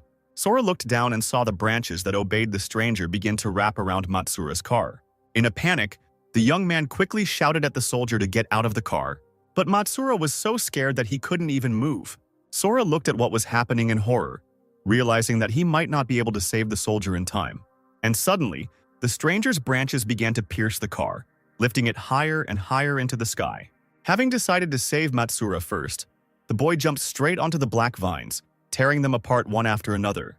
A man in a cloak standing on the monster's shoulder appeared next to the guy in a matter of seconds, asking if he was angry. Sora, having broken another liana, remained silent, and coming closer to the car, the stranger took out Matsura's body, which was pierced by vines all over, but the guy continued to show small signs of life. Controlling him like a puppet, the man in the cloak, using necromancy, made the soldier smile, but it was already clear that it was not him, and most likely the soldier was already dead. The man laughed heartily, saying what a wonderful fate Sora had, since he was watching those he held dear die before his eyes. Sora didn't take his eyes off the unpleasant sight for a second. The boy immediately remembered the school bully who bullied him, and because of whom he was never able to meet his parents. Remembering this picture, Sora asked the stranger, did he also enjoy destroying other people's self-esteem? But the man in the cloak only continued to laugh heartily, doing something with his hands, and shouting that there was no need to state the obvious, he released an obsidian storm of a large number of sharp stones. The stones flew at Sora and began to cut him, flying at a furious speed. But the guy, getting more and more abrasions, continued to stand in place. Quickly dodging another wave of obsidian, the boy jumped down to the ground. Turning around and approaching from the other side, the guy was about to hit the base of the vines, screaming. Shouting that he was sick of the scumbags who brought only pain and suffering to others for pleasure, Sora was about to strike. The impact caused the car to fall and the man in the cloak disappeared, while Matsura flew down. Pushing off from the rock, Sora headed towards the soldier, and almost at the last moment he caught the soldier's body and landed on the ground with him. But when Sora looked at Matsura, he saw a dark face with red eyes and a crazy smile. Holding the soldier in his arms, the boy took one last look at Matsura. Sora's eyes showed regret for everything that was happening. Having apologized to the already distraught soldier, the guy locked him in the car. Before he had time to come to his senses, a stranger in a cloak stood behind him again, waiting for a fight. Sora, unable to control his anger, turned sharply and flew towards his opponent, clenching his fist tightly. The guy was going to destroy the bastard, but his enemy declared it was useless and prepared to quickly dodge. Unable to strike, Sora became even more angry until the stranger pulled out his black sword. Swinging his arm, the enemy called the guy a newbie who couldn't even handle the power of the abyss. But before he could finish speaking, he immediately got punched in the face. Sora's blow was so powerful that the stranger flew to the side, but even while flying from the blow, he continued to laugh. The flight did not last long, and the man in the cloak landed on the ground, accompanying his landing with a strong blow. Sora was pleased that he was finally able to hit his opponent and declared that he was no match for him. A man in a cloak sitting on the ground shouted that it was impossible. He couldn't understand how the guy was able to hit him at all, thinking that he wasn't as strong as he was. Sora, calling his opponent an idiot, added that people tend to change and ran up to his enemy again, raising his hand for a second blow. The stranger, seeing the guy's fist approaching him, began to think in fear what to do next, and not having come up with anything better, he again found himself on the shoulder of the big monster. Sora's opponent was able to guess that the young man had learned to control the power of the abyss by observing his actions. But while he was thinking, Sora himself suddenly disappeared from his field of vision, and the stranger began to look around in horror. Suddenly, the guy appeared from above, flying straight at his enemy. The young man's opponent dodged once again, quickly running down to the ground. Sora decided to change tactics, as the enemy could clearly continue to dodge direct blows or even run away. And so, the boy struck the large monster with all his strength, cutting it in two. From the shoulder to the end, Sora cut through one of the largest monsters on Earth. But the wound of the man in the cloaked servant began to heal again, just like last time. Seeing this technique again, Sora decided to change his plan of action again. After all, when he was able to inflict such a large wound on the monster, it became clear that he had to aim for the core of the real body. And showing all his rage, the young man firmly grabbed the core of the monster's body with one hand and began to tear it out of the large shell. Clutching the core from which vines were curling, Sora jumped upward, shouting that the monster would be crushed. The monster, looking at the guy flying down, only repeated that it was impossible. And suddenly the sun finally became visible, and the vines on the monster's body began to burn. The monster's body parts began to crumble and disintegrate one after another. Little by little, only ashes remained of the man in the cloak servant, and the burning pieces slowly fell to the ground, causing the monster to seem to disappear. Sora simply jumped down, flying past the smoldering monster. But this was not the end. And once on the ground, the guy, not hiding his anger, began to look for his main enemy, and pointing his hand at the stranger, Sora shouted that he was next, wanting to quickly deal with his enemy. The stranger with crazy eyes began to scream and, raising his hands above his head, began to form a unity of shadows that looked like a small red circle, after which the summoning took place and monsters of varying strength and power began to come running from all sides. They all growled ferociously, smoke poured out of their mouths and their eyes turned red. The monsters followed the scent of the summoning of the unity of shadows, and it was as if each one had gone mad, wanting only to quickly reach the target and tear it apart. More and more monsters gathered around the stranger in the cloak. He continued to hold the unity of shadows above his head, from which red threads began to burst forth, controlling the monsters. Sora continued to stand in place, covering his face with his hands while shadows filled the space around him, touching everything around him. After a couple of seconds, it seemed as if the shadow had swallowed everything, and the guy couldn't even see anything further than his outstretched arm. Suddenly, everything suddenly dissipated, and the stranger with the monsters simply disappeared. Sora looked into the distance in surprise, not understanding why his opponent would use such a technique just to escape. Deciding not to figure out where his enemy had disappeared to for now, the guy took off his outerwear and threw it on the floor, as it was ruined by the power of the unity of shadows. Having taken out the photo of his parents, the boy made sure that it remained undamaged and intact. After making sure there was no danger nearby, Sora headed to the car and opened the door to see Matsura's body lying there, lifeless. Sora thought with regret that the soldier probably had a family waiting for him too, and in order to convey at least some part of him to them, he tore the military tag from his neck, and then he carefully transferred Matsura's body to the ground, lightly covering it with earth. Clutching the token in his hand, Sora was beside himself with rage after fighting such a ruthless man. It was clear that the shadow-using guy was hardly finished, since he had absorbed so many shadows that he could attack at any moment now. But now the guy knew his opponent well enough and was ready for this attack to take revenge for everything he had done. Sora couldn't let him get to the shelter first, knowing that if he did, everyone would be dead, including his parents. And, deciding to get there as quickly as possible, the guy ran with all his might to the shelter, continuing to tightly clutch the token. After he escaped, the downed drones began to activate at the site where the battle took place. The drones quickly took off into the sky as if they were looking for someone. A little later, Mi arrived in the area with a squad of drone operators, ordering them to thoroughly inspect the area and make sure that not even a mouse could slip past them. With the rest of the soldiers, the girl went to explore the nearby area, climbing over the ruins of buildings. As they entered the combat zone, one of the operators reported to his commander that the monsters were already close. But Mi, standing on a pile of rubble, knew about this even without the drones. When the girl looked at the area where the monsters were supposed to be, she froze in wild surprise. Every single one of them was defeated and lay dead on the ground. Trying to figure out what happened here, the girl ordered to check the drone recordings and report if anything was found. Everywhere, there were clear signs of the battle that had taken place. Mi began to suspect that the powerful hunter had not only killed everyone, but had also survived the bombing. While examining the bodies of the monsters around, one of the soldiers shouted to the commander that he had found something. It turned out that one of the drones was lying on the ground, the one whose memory card was not damaged. Mi quickly ran up to the drone and picked up the tablet, wanting to finally find out what happened here. Having inserted the memory card into the device, the girl began to carefully examine the material recorded by the drone. On the screen, Private First Class Matsura was clearly visible heading into the bombing zone, and Sora was standing in front of him, and it became clear that this seemed to be the very same powerful hunter that Kagura had spoken of. While the girl was watching the rest of the videos, the soldiers were surveying the area around her to make sure the danger had passed. But suddenly, one of the soldiers saw a strange purple light.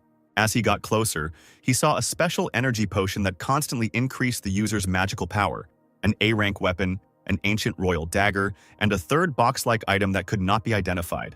Another soldier noticed his comrade freeze in place and immediately asked what he had found. But seeing such powerful objects, the man covered them with his body, lying that he had not found anything.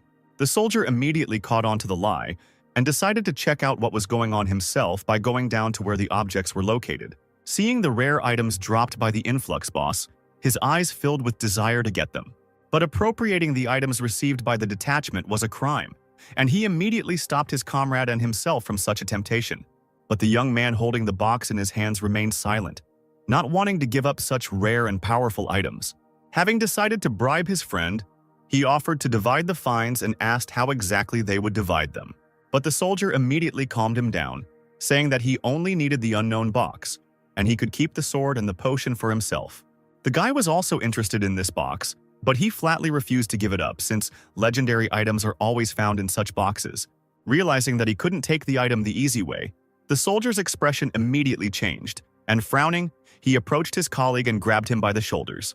Pinning him against the wall, the guy said he had no choice and would simply have to give up the item. In the end, the soldier who found these items, fearing that his identity would be exposed, kept the dagger with the potion and gave the box to a persistent colleague. It seemed that the guy who got the box was not like an ordinary soldier, because when he finally took it in his hands, his eyes turned red and he whispered that he had finally found the golem's relic. Evacuation shelter number 6 was already located near Sora. The shelter was surrounded by a high wall and was well defended. The guy, landing not far from him, immediately saw soldiers with large guns standing along the perimeter of the wall. It was clear that they had not yet been attacked, as people were calmly entering and leaving the shelter. As soon as Sora headed towards the entrance, the residents immediately noticed the strange man. The guy walked with a bare torso, A large number of scars were visible on his body, and everyone passing by him noticed it. At this time, Sora did not pay attention to the sidelong glances of those around him. He was trying to sense the presence of the stranger in the cloak. But to his surprise, the guy not only did not feel the presence of an enemy, but also did not sense anyone stronger than him. And since there were no strong people here, this place could be destroyed sooner or later. Sora was so deep in thought that he didn't even notice the man in the big hat standing in front of him. Looking up, the boy saw a man with a blindfold over his eyes, which made Sora think that he was blind. The stranger just smiled and said that the guy had very thick blood and asked if he had come from outside. The young man, not seeing the trick, answered honestly that he really did come from outside. And immediately after his answer, the blindfolded man laughed, saying that it was very pleasing. Noticing Sora's confusion, the stranger reassured him, stating that he had no evil intentions, but only wanted to buy information about the outside world. And taking a couple of banknotes from his wallet, the stranger added that the necessary information meant a lot to him. When Sora saw the money, he didn't even immediately recognize the currency and realized that it had most likely changed during his absence. But the money was useful, and he agreed to tell everything he knew. The man, handing over the money, was glad of the opportunity. But before that, Sora had a question. The guy was curious why the priest didn't call him Your Grace, thinking that the man was most likely pretending. Laughing, the man in the hat said that the guy was thinking correctly and that dressing like that was just his hobby. Sora, looking directly at the stranger, also asked about the blindfold, not really believing that this man was really blind. The man laughed and thought how persistent this guy was, but still, in order to get information, he decided to tell the truth. And removing the bandage, the stranger said that he had recently contracted an eye disease. Showing his eyes, Sora saw how his eyes began to glow with a bright light. And the guy could recognize this frightening light even with his eyes closed. He thought that perhaps the man had reasons for hiding his strength, but he still had to be careful with him, because most likely there was a wolf in sheep's clothing hiding in this shelter. Without thinking twice, Sora kindly asked what the man was interested in, and he was ready to answer everything he knew. The man, having put the blindfold back on, declared that he was interested in what was happening outside, pointing to the soldiers who had gathered on the walls. It was clear that they were preparing for battle, having received the best weapons. The man was sure that ordinary people did not notice it, but he himself heard the explosions. And so he was interested in what exactly was happening behind the walls of the shelter. Sora wondered how to answer this question because he still didn't know how much he could trust the stranger. And laughing slightly, the guy replied that, to be honest, he himself wasn't sure yet, because he had gone outside on business, and when he heard an explosion from the southwest, he got so scared that he dropped the letter and was forced to use a t-shirt as an improvised sign. The man in the hat gasped at what he heard, realizing that this guy was also hiding his strength. Having thanked the young man, the stranger gave him money, saying that he had helped him out a lot. As Sora watched the fake priest leave, he saw him walking alone in an unknown direction, which looked very strange. And then the guy wondered how many fighters of his level were actually here, realizing that he wouldn't be able to sense them anyway. As Sora entered the safe zone, he noticed how none of the soldiers were paying attention to him, allowing a suspicious person like him to move freely. Perhaps during his absence from this world, people began to treat people more leniently, since everyone had a common enemy. And after making sure that everything was fine, the guy headed deeper into the city. Later in the evening, Sora went to the clothing store, realizing that he couldn't walk around the city without outerwear. The money the masked man gave him came in very handy, and the boy was able to buy himself a new t-shirt and a raincoat. And now he could finally do what he came here for, find his parents. Walking out onto the main street, Sora looked around, wondering where they could live in this city. Having obtained the surviving photograph of his parents, the boy decided to start with the old-fashioned method. A cute girl just happened to be passing by him, and Sora gently approached her and touched her shoulder to get her to pay attention to him. Pointing to a photo of his parents, the guy calmly asked if the girl had seen these people. But as soon as the stranger saw the photo, she seemed to be afraid of something. The fear in her eyes was very clear, and just after looking at the photo, the girl immediately turned around and walked away in her direction, saying that she didn't know who it was. Sora was very surprised by such a reaction, seeing how the girl seemed to have seen a ghost. Looking around, the young man noticed that for some reason everyone in this city was on edge, noticing how one guy was snapping. Seeing this guy walking towards him, Sora decided to ask him about his parents. But as soon as the cocky guy snapped at him, Sora's expression quickly changed, making it clear that he was no match for him. The curly-haired boy, as if not afraid of the guy, declared that he did not look like a local. Pointing to the photo in his hands, the hooligan declared that interrogating people with a photo in the middle of the night was so last century. But Sora didn't even listen to the rest of his words and simply showed him the photo, asking again if he knew these people. But as soon as the bully saw the people in the photo, he immediately started asking where the guy got this photo from and why he knew these people. Showing that this made him nervous, the curly-haired guy asked what Sora's business was with them. And without hesitation, the guy declared that he was their son. The bully began to sharply shift his gaze from the guy to the photo and back, not believing that the little boy in the photo was him. Believing that Sora was truly their son, the bully took a step back, as if he was afraid of something. Just when the situation started to escalate, a car was driving at full speed behind the guy, straight towards him. The hooligan, seeing the approaching car, moved back, thinking that they were about to be hit. But Sora was determined to get answers, so he decided to show how strong he was and stopped the oncoming van with one hand, scaring everyone around him. The bully looked at the guy in horror, not believing that this man was so strong. Holding the car with one hand, Sora asked again about the parents in the photo and whether the guy had seen them. The curly-haired boy was so scared that he didn't even know what to answer and began to stutter. Deciding not to get into trouble, the bully began to speak as if he recognized Sora, saying that they hadn't seen each other for so long. And pointing his hand towards one of the streets, the guy added that Sora should go ahead and find his parents' house there. The young man calmly thanked the bully and slowly walked towards his parents, walking along the quiet street. The hooligan followed the guy with his eyes until the very last moment, smiling back at him. But as soon as he disappeared from sight, the guy ran somewhere with all his might, thinking that things were bad. At this time, calmly walking down the street, Sora wondered why this bandit knew where his relatives lived. After all, if you think about it, my father was kind to everyone he met, and for as long as he could remember, my father had always done good deeds. His mother was also the kindest person. But this world simply uses such good people. So it was strange that passers-by reacted this way to their photos. But now it didn't matter to Sora, because he was almost there and couldn't wait for the long-awaited meeting with his family. Coming out of the alley, he finally reached the supposed house that the bandit had mentioned. The house seemed to be separate from the others and was so big that the guy couldn't even believe that his parents lived there together. Coming closer, the young man remembered that many people had fled that day, and there were plenty of empty houses, so most likely his parents had simply occupied a vacant house. Finding himself near the door, the guy sighed anxiously and finally knocked on the door. As soon as he knocked, a joyful Sora immediately heard his father's painfully familiar voice, which immediately calmed him down. Opening the door, the man greeted the boy as if he didn't know his son. The young man was slightly embarrassed and panicked, not knowing what to answer as soon as he saw his father. The man looked very menacing, and with the same serious tone he asked who the guy was. But when he looked closer and recognized his son, he immediately gasped, not finding the right words. He couldn't believe that this guy was his son, and standing in the aisle, the man couldn't even move. Sora saw that the man didn't seem to fully believe what was happening, and he said his name again. The boy's father was so surprised that he couldn't answer. After a while, believing what was happening, the two sat down at the table at home.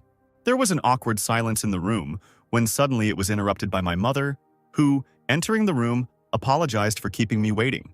When the three of them sat down at the table, the man agreed with his wife that he found it hard to believe that Sora was their son, because he was nothing like the Sora he remembered. Exhaling and crossing his arms, the man declared that in such moments one must resort to this.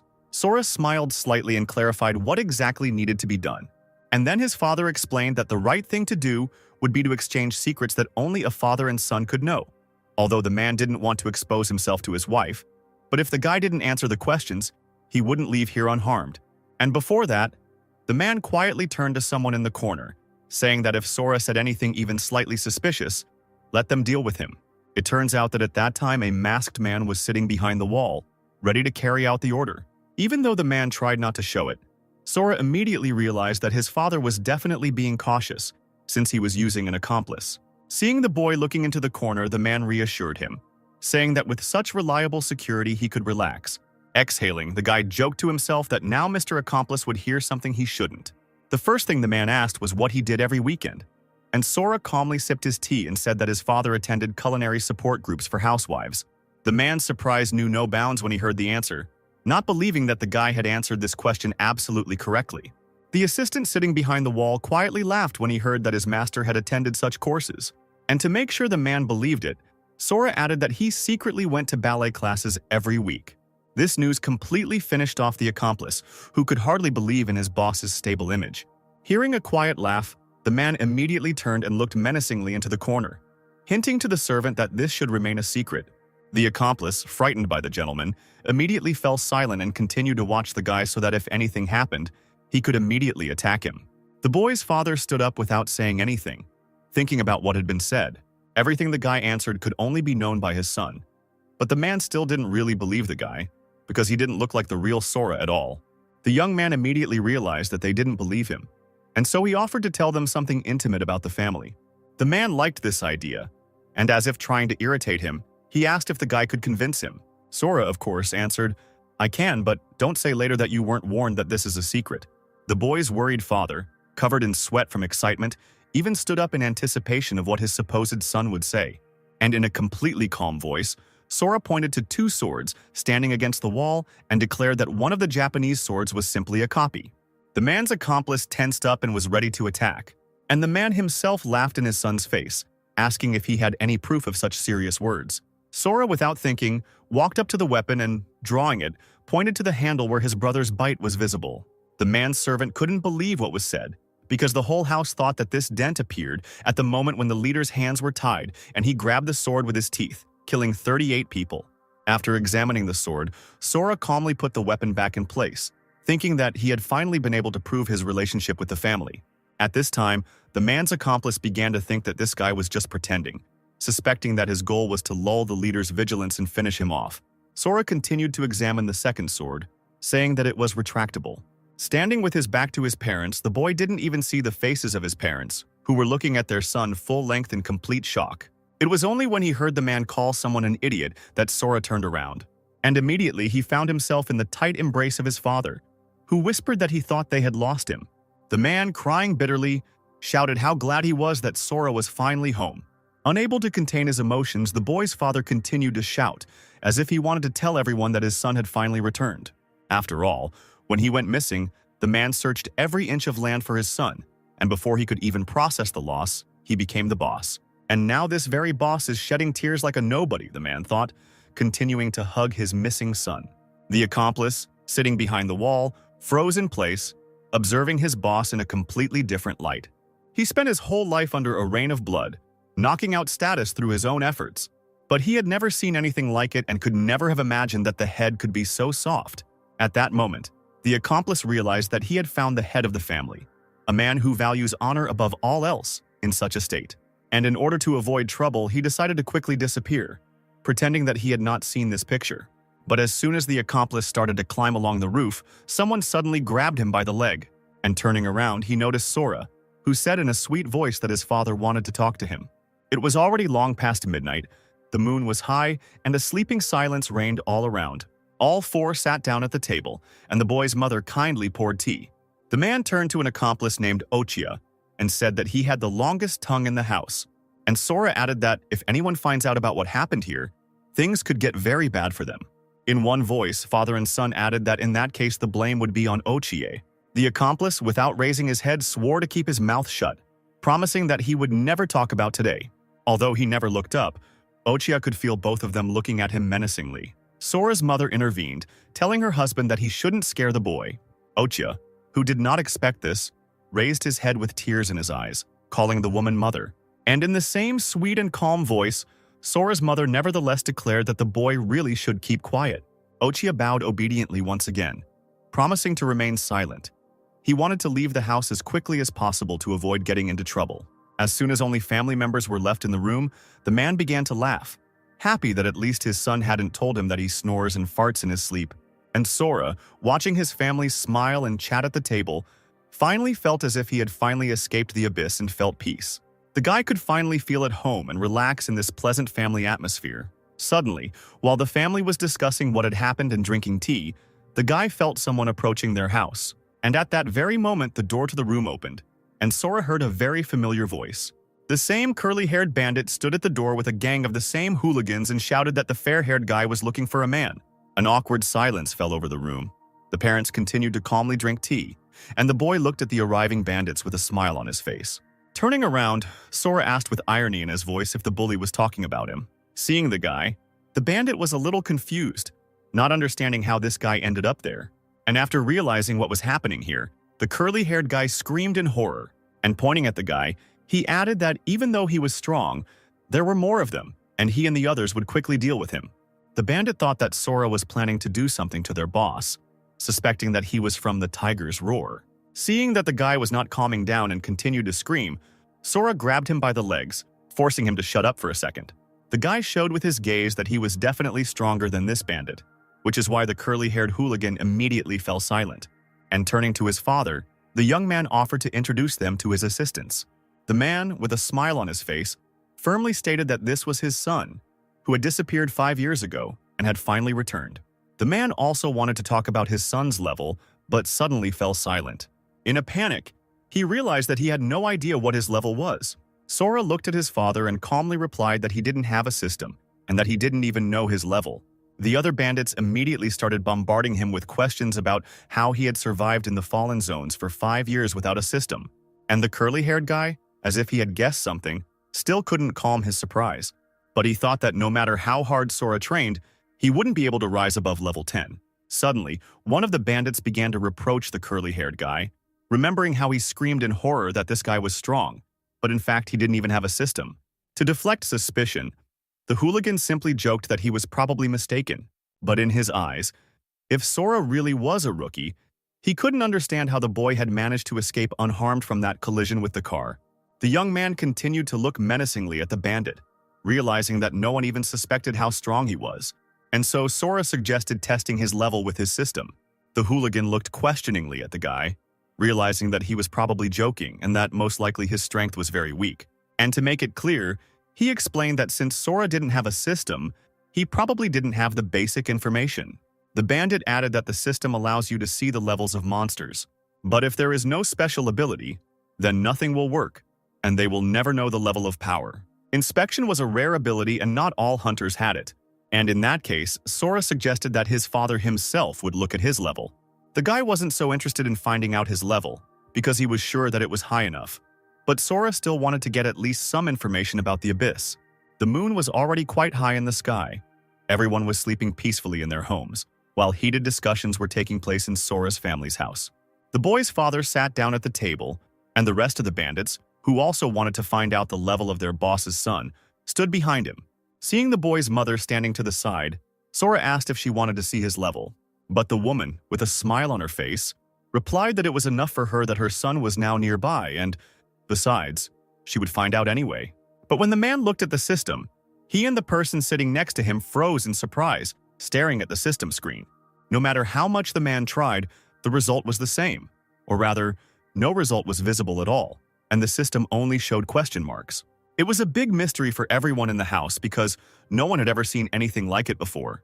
The man knew there were only 2 reasons for this, one of which was that Sora had no system. But the second reason frightened the man more, because in this case the guy's level is simply so great that it is not subject to the system.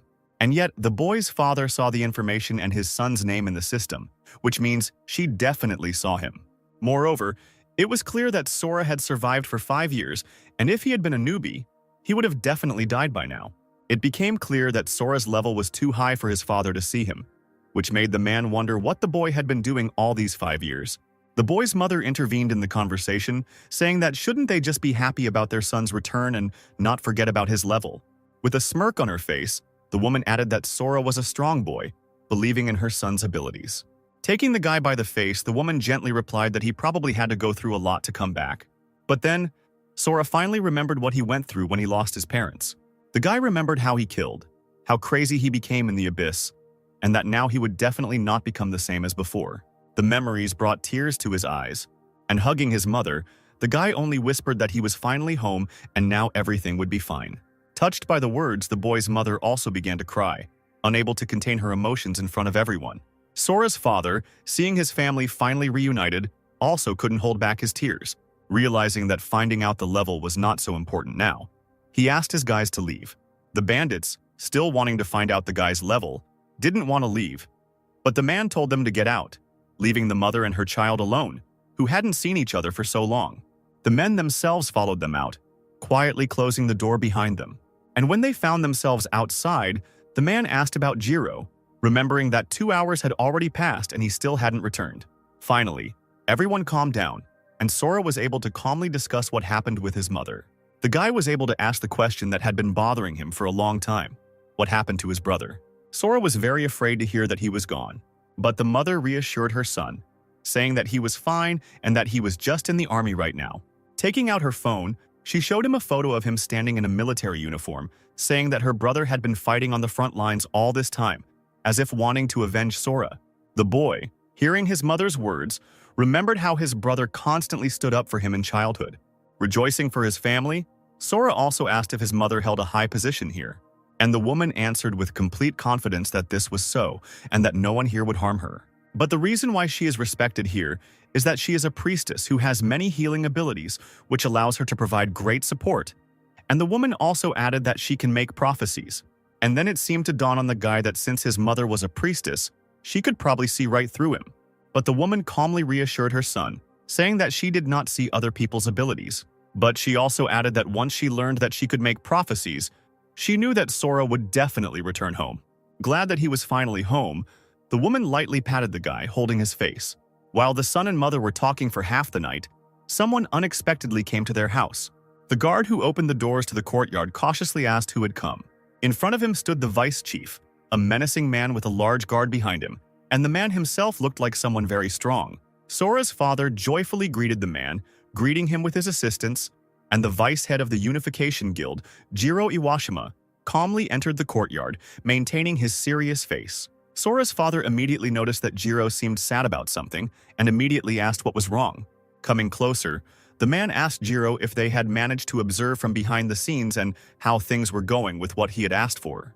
The man told his boss that, as he suspected, the Tiger's Roar had joined forces with the army. Jiro explained that they had given the army the monster carcasses as usual, but one guy with a laptop started picking on him during the inspection. He made up excuses and gave them only half the points, although he reported the full value to his superiors, and during the inspection, the entire difference went to the Tiger's Roar. The man, having listened to his assistant, began to think about what he had heard.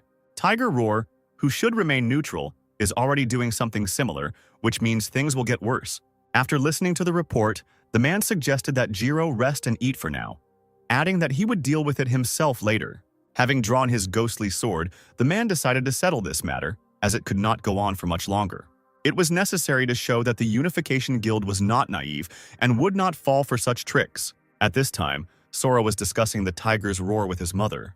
The guy learned that thanks to that dark fragment, all of the woman's abilities were working at full capacity, and not only them, but her senses were also heightened, and now she could even hear from afar.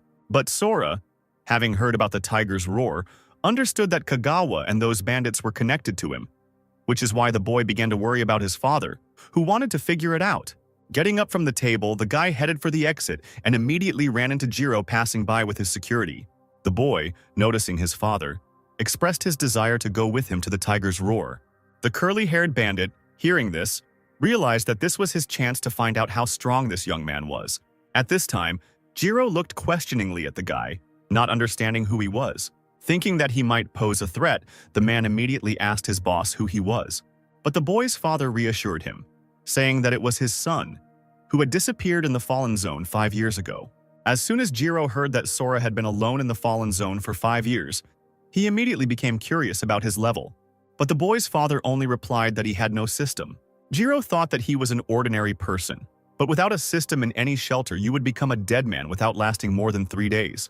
There's certainly a chance of survival with elite statistics and good survival skills, but without professional skills, you'll become dead weight faster than it gets to the fight. Thinking about this, Jiro only joyfully exclaimed that this was very good news, and since he had just returned, he was probably tired, which meant the guy should stay here. The man agreed with the vice chief and therefore asked Sora to stay at home with his mother. The mother, supporting her husband's idea, suggested that her son show her the house and its grounds. And then Sora realized that they probably thought he would be useless in a fight, although this was to be expected, because to people with the system, he was an ordinary person. But if he thought about it, he still hadn't gotten a complete picture of this shelter. And since there were monsters targeting him, it was better to hide his power so as not to involve his family. And Sora, in that case, simply agreed to stay home with his mother. The curly-haired bandit snorted at the guy, realizing that he had missed the chance to see his strength in person. And having resolved all the issues, the boy's father ordered everyone else to follow him. And Sora quietly watched his father leave. Seeing her son's anxiety, the woman asked him not to be so afraid, saying that the father was simply worried about his son. Approaching her son, the boy's mother added that they met after a long time and he did not want to put him in danger. After patting Sora on the head, the woman added that she constantly turns to visions to see the future, and this time they say that everything will be fine. Sora didn't like that his mother was treating him like a child again and quickly moved away. The boy began to wonder if his mother really did make predictions to foresee danger. But the tiger's roar had contacted the army, so his father would be in conflict more often. Turning to his mother, Sora carefully asked what the situation was like in the shelter and why the tiger's roar was treating them badly. And then the woman explained that after the Hunters Guild's Judgment Day, the Awakened joined forces with the military to manage the shelters, and Sora's father created a unification guild and collaborated with the army here, in the 6th shelter, hoping to find his son. The guild grew greatly as everyone in them was driven to find their family members. They themselves are busy maintaining order, collecting supplies on the battlefield and fighting monsters, while the military is involved in breakthroughs and attacks on towers. And so Sora's family managed to keep this place for 4 whole years. But a few months ago, a large hunters guild from the 4th shelter, Tiger's Roar, came here to establish its branch. Since then, conflicts between guilds have not ceased. Sora became curious why the military didn't intervene, thinking that this would solve everything. But his mother explained that the enemies were getting stronger and the army could no longer hold them back. But the Tiger Roar volunteered to clear the towers, and its power became so great that the military had to rely on their organization. The information about the tower raids was so valuable that it could not be ignored. Moreover, in the Tiger's Roar, there was an awakened being, chosen by the tower's deity. His name was Esser. He himself looked very large and menacing, and it was he who was the trump card of the Tiger's Roar. After the story, the boy became curious and wanted to know more about the tower's deity. As it turns out, there are tower heads. Their power is almost comparable to divine in the human understanding. And if you pass the test of the deity, you can become an Esser and receive divine power. And outside the tower, they are considered gods, and they also become guardians inside the walls of the towers. Tiger Roar currently has the most ESRs, and since each ESR has absurd power, Tiger Roar quickly consumes all neighboring guilds. Sora's mother said that the locals love his father's guild, but she herself has never cleared the towers, and they are the only ones in the Union who suffer without Ezra.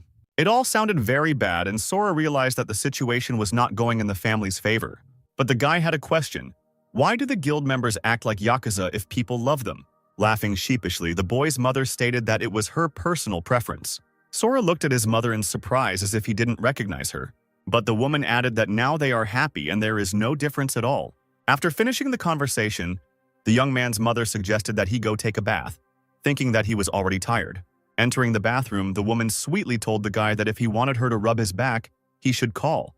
But Sora was very embarrassed by this offer and reminded her that he was no longer a child.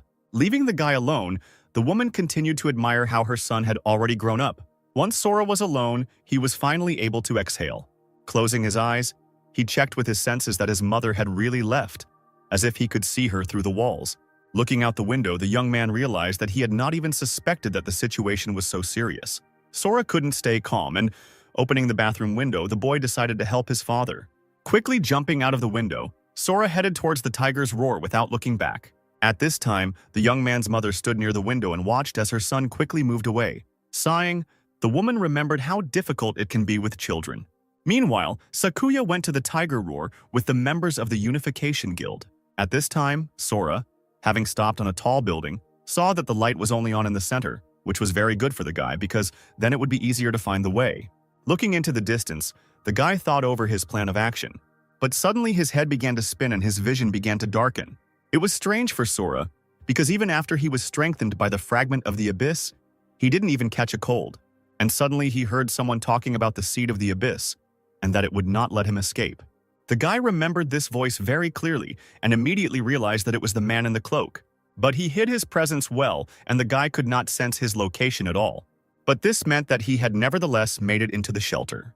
And suddenly, Sora's head began to spin, and the guy himself began to lose his balance, clutching his head. He heard the familiar voice again, insisting that it would not let him escape. The voice whispered that the problem was in his soul, while Sora panicked and tried to understand what was happening to him. And suddenly, as soon as the voice declared that the soul was marked by it, Sora saw this person next to him as soon as he turned his head. The guy jumped back in surprise, thinking that there would be a big fight now. But running his hand over the image of the man, it dawned on him that it was just an illusion. The image of this man continued to say that the guy's soul was marked by him. The stranger laughed sharply, shouting that he would not let him escape. Just when the guy wanted to do something, a large lantern suddenly shone on him, and someone asked what he was doing on the roof of the building at such a late hour. Sora knew he had been discovered because the illusion was screaming loudly, so he quickly ran away. Pushing off hard from the roof of the building, the young man tried to hide from everyone. While he was flying, the guy tried to understand whether his illusion had disappeared or not. Having landed in a quiet place, he looked around himself again. And as soon as he stood up again, the illusion appeared again next to him, continuing to insist that it would not let him escape. Looking at her, Sora remembered that she disappeared as soon as the light was shown on him, and perhaps this was a way to get rid of her. And to make sure of this, Sora decided to check it out right away. Having descended to the ground, the young man stood under a street lamp waiting to see what would happen next. And as it turned out, he was right. The light really did not allow the illusion to appear next to him, and it was like a temporary salvation. After counting his pulse, the guy realized that as soon as he was in the dark for 7 seconds, the mark was activated and his head began to spin. But when he loses his composure, the line changes every time. Seeing the illusion again, the guy seemed to repeat after this man the words about how his soul was marked. His cry quickly attracted the attention of passing residents, which made the guy slightly embarrassed.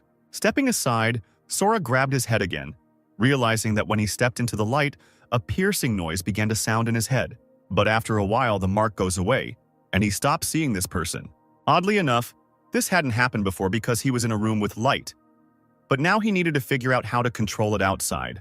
Once again, when Sora walked down the dark street, the illusion of that man again began to talk about the seed of the abyss. This put him and the boy's entire family at risk, because then the stranger could find him, and above all, to launch a surprise attack at any time, and therefore Sora had to remain vigilant. But first he needed to find his father and try to ignore the stranger. But the truth is, the guy was increasingly attracting sidelong glances from passers-by every time he tried to talk to the voice in his head. Trying to maintain his composure, Sora slowly headed off to look for his father. Every time the guy passed by passing cars, he noticed the glowing headlights. And then it became clear that a person does not appear in the light. And if everything is as Mom said, the military no longer needs the Unification Guild, which means Dad could be in danger. But it was still unclear how many strong people were in this shelter, given that one of them was already definitely approaching the guy asking for information from the outside. But the army in alliance with the Tiger's Roar will never sit on the sidelines, and there is a very high chance that they will try to destroy the Unification Guild. In that case, Sora gave his word to protect his parents even if he had to kill everyone. After all these thoughts, the guy suddenly stopped in the middle of the street. Sora realized that it was unlikely that he would be able to return to the former peaceful days, and that things would definitely not be like before. Looking ahead, the guy noticed a large crowd of people in front of him, who were simply standing in place.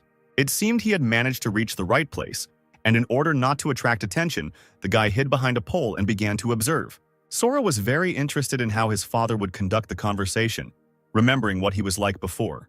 After all, 5 years ago, his father always taught him that in conflicts, cruelty is the last resort. And Sora forever remembered his father's wise words. It seemed to the guy that even now he would endure until the very end, trying to resolve everything peacefully.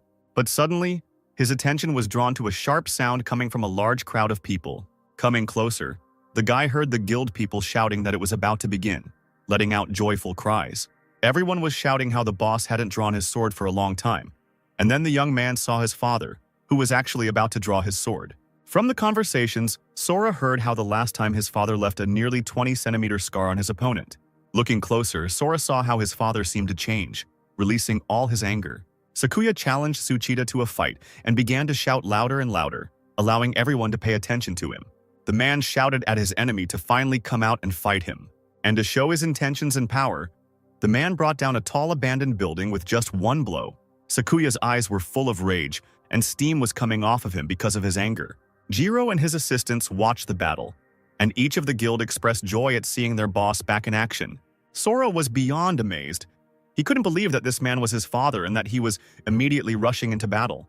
Stopping in front of the building, Sakuya began to wait for his opponent, provoking him more and more. Noticing something amiss, the man tensed up slightly, trying not to show fear in front of his subordinates. Sora still decided to come closer and even address one of the guys in the crowd. Almost calling Sakuya father, Sora asked if the boss had always been like this. One of the guys, noticing the young man, smiled slightly, and said that their boss was known for rushing into battle without thinking, taking everything from the enemy at once. Sora, surprised by this, even asked why his father hadn't said that cruelty is the last resort. As it turned out, the man had indeed spoken about this at first. But back then he still believed that the military would sort everything out. Much water has flowed under the bridge since then, and the military doesn't care about skirmishes as long as the hunters do their job and the civilians aren't starving, and they won't bother trying to break things up. That's why the fastest way to resolve a problem is with your fists. And if you can't win in a fight, there's no point in opening your mouth because talking won't help at all. And finally, the man added, hit first, talk later. But Sora thought that the strong avoid fights judging by the monk, but now everything became clear. The guy realized that now, perhaps, it is possible to go wild if you have the same strength as his father. The guy even thought that this was why the monk closed his eyes. At this time, the silhouette of an unknown person was visible on the building and on the other side of the city. It was the same monk who watched from the side as the soldiers removed the body of the large monster that Sora had killed that time. Yukio Shuzenji, a level 75 Arhat, looked into the distance, watching the military clear the area. In that moment, the man activated his keen eye, causing his eyes to glow just like the last time he saw Sora. Yukio saw a level 90 monster that looked like it had been torn apart, but there were no signs of heavy weapons or anything else on it. Having put on the blindfold, the monk thought how scared he was by how many strong people there were, and that he should act carefully. And as soon as the blindfold was on his eyes, his level immediately dropped to 45. Meanwhile, Sora's father continued to wait for his opponent. And then someone shouted, calling for a man named Mukujima. A man in armor came out of the building, followed by other people armed with whatever they could. Sakuya continued to stand in his place, glad that the enemy had finally come out and justice would soon be done. Sora's father shouted that he should have finished off the enemy back then, and he definitely wouldn't miss the chance now. But the man in armor, as if mockingly, suggested doing it right now if Sakuya wasn't afraid. The boy's father, showing all his determination, declared that he would not let this go unpunished and would definitely deal with it. Grabbing his sword, the man began to gradually draw it, preparing for the fight. Such impudence only further angered the armored enemy, who no longer could stand the guild. But suddenly a voice was heard behind him, which declared that he had provoked Sakuya enough, and now it was time to leave. Deciding to provoke him even more, the man laughed that he couldn't even draw his sword, and Sakuya could no longer withstand such impudence. The man continued to shout that it would be better for the Unification Guild boss to become the fuel for the tiger's roar. And then Sakuya's patience snapped, and suddenly drawing his sword, he ran straight at his opponent, swinging his weapon well. The man from the tiger's roar quickly reacted and put his large shield directly under the blow, and it seemed as if someone was protecting this shield and increasing its strength. Suddenly, someone started laughing madly behind the crowd of tiger roars while the man held his shield. Sakuya, striking the man with his sword, suddenly saw someone coming out of the crowd. It was Osamu Usui, a level 63 assassin who stepped forward and declared, "How could the boss even have the nerve to start a fight in the hideout?" Seeing the man from the army, Sakuya's people began to whisper, not expecting that he really was on the side of the tiger's roar. Sora immediately noticed that this was the same soldier who supported the enemy guild. Looking up, the guy felt that there were many people hiding in the building from which the tiger's roar came. It seemed as if Osamu had come here for a reason, and that the tiger's roar had its own plan for today. Usui, fearless of anyone, stepped forward and looked at the boss of the Unification Guild. At this time, Sakuya quickly realized that the soldier was helping Tiger Roar, causing his guild to suffer losses. As soon as the armored man put away his shield, Osamu, looking at his tablet, stated that according to Article 15 of the Temporary Shelter Security Law, duels were prohibited, and violators could be punished with imprisonment for 15 days or even death, depending on the severity of the offense. Laughing, the man asked if Mukujima would agree to carry out their order. Sakuya finally realized that this was their plan all along, to first provoke him and then use the law to arrest him. None of them were worried about Osamu's corruption being discovered, but the man still couldn't believe they had decided to set him up so brazenly. Once he's in prison, they can extend Sakuya's sentence indefinitely, or even make him disappear by accident. And in that case, without him, the Unification Guild will fall from the tiger's roar and the rest. But the question remained why the military was going so far to upset the imbalance, and whether there was a power struggle going on among them. Sakuya couldn't know exactly what they were planning, but there was no way he could confess to the crime. And putting away the sword, the man declared that Osamu was apparently mistaken since there had been no duel. Sora's father, as a supporter of the Unification Guild, could not confess to the crime without evidence. And then Osamu noted that the mark on the building looked like clear evidence of a duel. The man laughed anxiously, thinking he was joking. He then added that this was indeed evidence, but only that he was trying to reinterpret the building and not as a duel. Osamu, seeing such impudence, came closer to the man and asked that it seemed he did not understand him. And pointing to Sakuya's sword, he added that it was up to him to decide here, and not a guild member. And if he said that this indicated a duel, then that was the case. And suddenly soldiers started emerging from the building, pointing their machine guns straight at the entire guild. The situation became very tense, and Sakuya backed away, not knowing what to do. His men also began to get nervous, asking the boss what they should do. The curly-haired bandit suggested that since they had decided so, they could simply fight them, but the man asked them not to take any action for now. The man understood that the soldiers were also in the kill zone and therefore would definitely not shoot. After activating his system, Sakuya guessed that a level 63 assassin would be difficult to stop quickly. But if we took Tsuchida hostage, then there was every chance of breaking through. The man drew his sword sharply and prepared to attack. The Tiger Roar Guild members and the soldiers stood ready to repel the attack. Tsuchida, having activated the shield, immediately began to defend himself, shouting that he was not the weak link. Sakuya realized that the agent's defensive abilities were not like those of other classes, as he could analyze more incoming attacks. And at that distance, the man was able to block it. The shield could also only resist swords, but the level of this resistance was much higher. Tsuchida's shield should have been able to withstand a full-scale attack from a level 69 warrior. But even that seemed like a trifle to the man. And just as Sakuya struck, the shield quickly reflected the attack, causing Mukujima to jump back. Thinking that victory was on his side, Tsuchida began shouting, telling Sakuya to surrender. And when Sora's father failed to land the blow, Osamu asked if he was now willing to go himself, or if he should be thrown into prison with his comrades. The man began to think that this was the end and there was no other way out but to agree to go to prison. His supporters started shouting, advising the boss not to do this. Sakuya didn't know what to do at all, since he couldn't supply his comrades either. And having made his decision, he put away his sword, realizing that there was no other way out. To everyone's surprise, the man held out his sword without hesitation, showing that he was ready to surrender voluntarily. Jiro started shouting, trying to persuade his boss not to do this, although he himself understood that he didn't have much of a choice. Osamu, smiling from ear to ear, happily declared that the man had acted wisely. The people of the Unification Guild began to justify the boss, saying that the blow was for show, but Jiro quickly calmed everyone down, saying that the boss was trying to protect them. In fact, Jiro received a signal from the boss that when he raises his sword, it means he needs to prepare, and when he lowers it, he needs to attack. The Tiger Roar Guild and the soldiers, of course, were unaware of these signs, which was a great advantage for Jiro and the others. And suddenly Sakuya let go of the sword, after which it simply evaporated and disappeared in mid-flight. Tsuchida began to scream, not understanding what was happening, clutching his shield tighter. Before he could even comprehend anything, he saw Sora's father suddenly running towards him. The man thought that this shield had a spell that blocked sword attacks, and he thought that hand-to-hand combat was certainly not scary for him. But he was very wrong in his thoughts, seeing how, right in flight, his sword appeared in Sakuya's hands again. Tsuchida didn't even consider this scary, thinking how a person with a level 69 couldn't cut through his shield. And what was there to say about Sakuya? But Sakuya himself had his own plan, and right in flight, Jiro began to help him by activating his power. And with the help of his special power, Jiro sent large chunks of rocks at the two. As Sakuya prepared to strike, those boulders came closer and closer to Tsuchida and his shield. And in an instant, the stones broke the man's shield into small pieces, throwing him back. The man finally realized that it was not a shield at all, but a hammer, which was formed by those very stones combined with the sword. Before he could understand anything, the man quickly saw Sakuya's hand in front of him, who was simply beside himself with rage.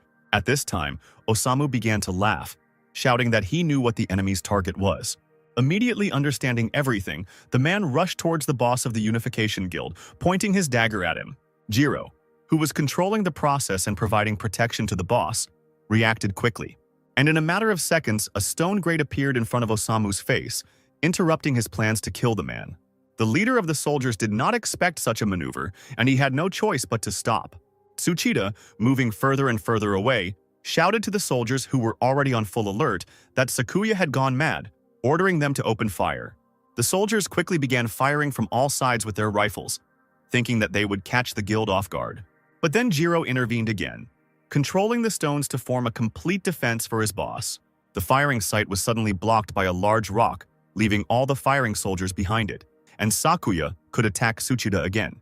Sora's father was satisfied with this outcome, thinking that if they could just stop him, they would be able to retreat. In a matter of seconds, the man's hand was already near his frightened opponent, and at the last moment, Tsuchida suddenly jumped out of the man's grip. Thinking that the enemy had run back, the man turned around in search of Tsuchida, but suddenly, he saw Osamu standing nearby instead of him, who declared that the stone fate created by his assistant had plunged him into the shadows and thus given him an advantage. And so the man was able to mark the remnants of light magic on Tsuchida's shield, thus fulfilling the conditions for activating the killer ability and shadow trance. The man also added that without a hostage, Sakuya would definitely lose. And wanting to end this, Osamu began to activate his power to its fullest. Sora's father was horrified to realize that he had been deceived again. Jiro was unable to help the boss this time and could only watch what was happening in horror. Even the soldiers themselves were surprised by the capabilities of their commander and froze. Osamu, who was about to strike, stopped in an instant when he saw that everyone around him began to look at him strangely. And suddenly he felt a strange hand on his shoulder and Sora's voice, asking what surprised him so much. Osamu began to wonder who it was, assuming that it could be Mukojima's help. But the question remained how he managed to get to them at all. But the man knew one thing for sure. This man was his enemy, and whoever struck first would win. Deciding to take advantage of the opportunity, the man reached for the flask hanging on his belt. Tsuchida, seeing the deadly poison that Tiger Roar had prepared to kill the level 90 monster, couldn't believe that the commander had managed to steal it from them. Screaming for the boy to let him go, Osamu grabbed the bottle of poison tighter. And at the last moment, he smashed it with his dagger, pouring the contents onto everyone around, hoping that the poison would fall on the guy. Sakuya screamed Sora's name in horror, fearing for his son's life. Tsuchida, who was standing nearby, immediately smelled the poison and began to choke from the smoke around him. The soldiers, seeing the fog at first, didn't even understand what it was. But after several soldiers fell to the ground and began to choke, the rest ran away from the fog. Tsuchida, of course, didn't like all of this, but the man could at least calm down that they had killed Mukojima's ally. But suddenly, through the fog, he saw a hand reaching towards his face, and before he could see anything, the man and the commander suddenly flew back as if someone had pushed them hard. Tsuchida, right in flight, could only be horrified at how this guy could move, because this poison is capable of taking down a level 90 monster. Osamu, even while in flight, could only be surprised at how the guy had quietly snuck up on them. In the eyes of the two men, Sora looked like a monster who seemed like nothing could stop him. And a second later, Sora was standing firmly on the ground, holding Osamu and Tsuchida by the scruff of their necks. The young man held two daggers in his teeth and looked at everyone around him with his furious gaze, making it clear that he could not be killed so easily. Sighing, Sora released the daggers, and they hit the ground, making the characteristic sound of breaking iron. Continuing to hold the two men, the guy finally asked where they were going. Osamu just looked angrily at the guy, while Tsuchida himself, looking at Sora, was clearly thinking about something. As it turns out, depending on the specialization, a player's stats vary, but they always include intelligence, perception, strength, agility, and physique. And if Sora was able to withstand that poison, that meant his constitution was on par with level 100 players, which shocked the man to the point of horror. Sora, meanwhile, clearly ordered Osamu to force his men to lay down their arms. But the man was not ready to give up so quickly and was ready to do everything to leave today as a winner. And after waiting just a second, Osamu grabbed the guy with both hands in an attempt to free himself. The man began to twist Sora's arm, thinking that he would fall, but the boy remained standing firmly on the ground. Shouting at the boy to shut his mouth, Osamu climbed right onto his shoulder, continuing to twist his arm. Tsuchida immediately realized that this was his chance to strike the boy. As Sora was freeing himself from the grip, the man quickly reacted and prepared to strike, but something went wrong. Right in mid-flight, he saw Sora's menacing gaze directed straight at Tsuchida, and before they could do anything, they both flew to the side from Sora's stunning blow. Sakuya watched with horror on his face as both of his enemies flew past him from his own son's blow. Osamu and Tsuchida didn't have to fly far, as they hit the stone wall that Jiro had built to protect his boss with great force. The boy's father was only able to cover his face with his hands in time, not even having time to look at his son. But when the smoke from the impact cleared, Osamu and Tsuchida were seen lying near the wall, almost unconscious. Osamu, without showing it, quickly came to his senses. Thinking about what he should do, Sora seemed to notice that the man was not yet dead and looked in his direction.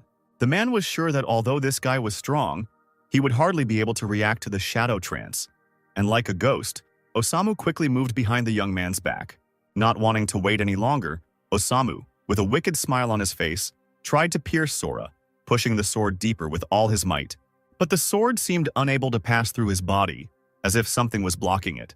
Osamu, once again realizing that he had failed to kill the guy, even began to think that his body was made of steel. But as soon as the man realized that the sword would not go any further and it was time to pull it out, the weapon, to Sora's great surprise, got stuck in his body and did not allow him to pull it out. Due to his attempts to pull out the weapon, Osamu did not even notice how Sora quickly understood everything, and at the last moment the man was able to throw his head back to avoid getting hit. Jumping back, he even forgot about the knife, which at that moment Sora himself pulled out of his back. Osamu's anger knew no bounds. The man couldn't believe that the guy had wounded him with just one swing and that maybe he should just retreat. But just as he was about to run away, Sora suddenly stood in front of his face with his menacing gaze. Before he could even comprehend anything, the boy simply grabbed his enemy's face and slammed him into the ground with stunning force. The boy continued to press Osamu's face into the ground until he began to bleed. Noticing that the man was showing no signs of life, Sora slowly rose to his feet, leaving his opponent's body lying on the ground. Jiro and his assistants watched what was happening in horror and could not even say anything. Sora slowly walked towards the crowd of soldiers who could only look at the boy with fear. Approaching the soldiers with a weapon, the young man held the lifeless body of Osamu in his hand, making it clear that the battle was over.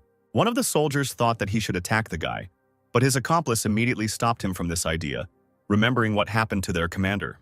Still holding the enemy's body, Sora turned to his father, saying that Sakuya could handle the rest himself and that it was time to go home. The boy's father, with a nervous smile on his face, proud of his son, nodded approvingly and hurried to sort out the remaining matters.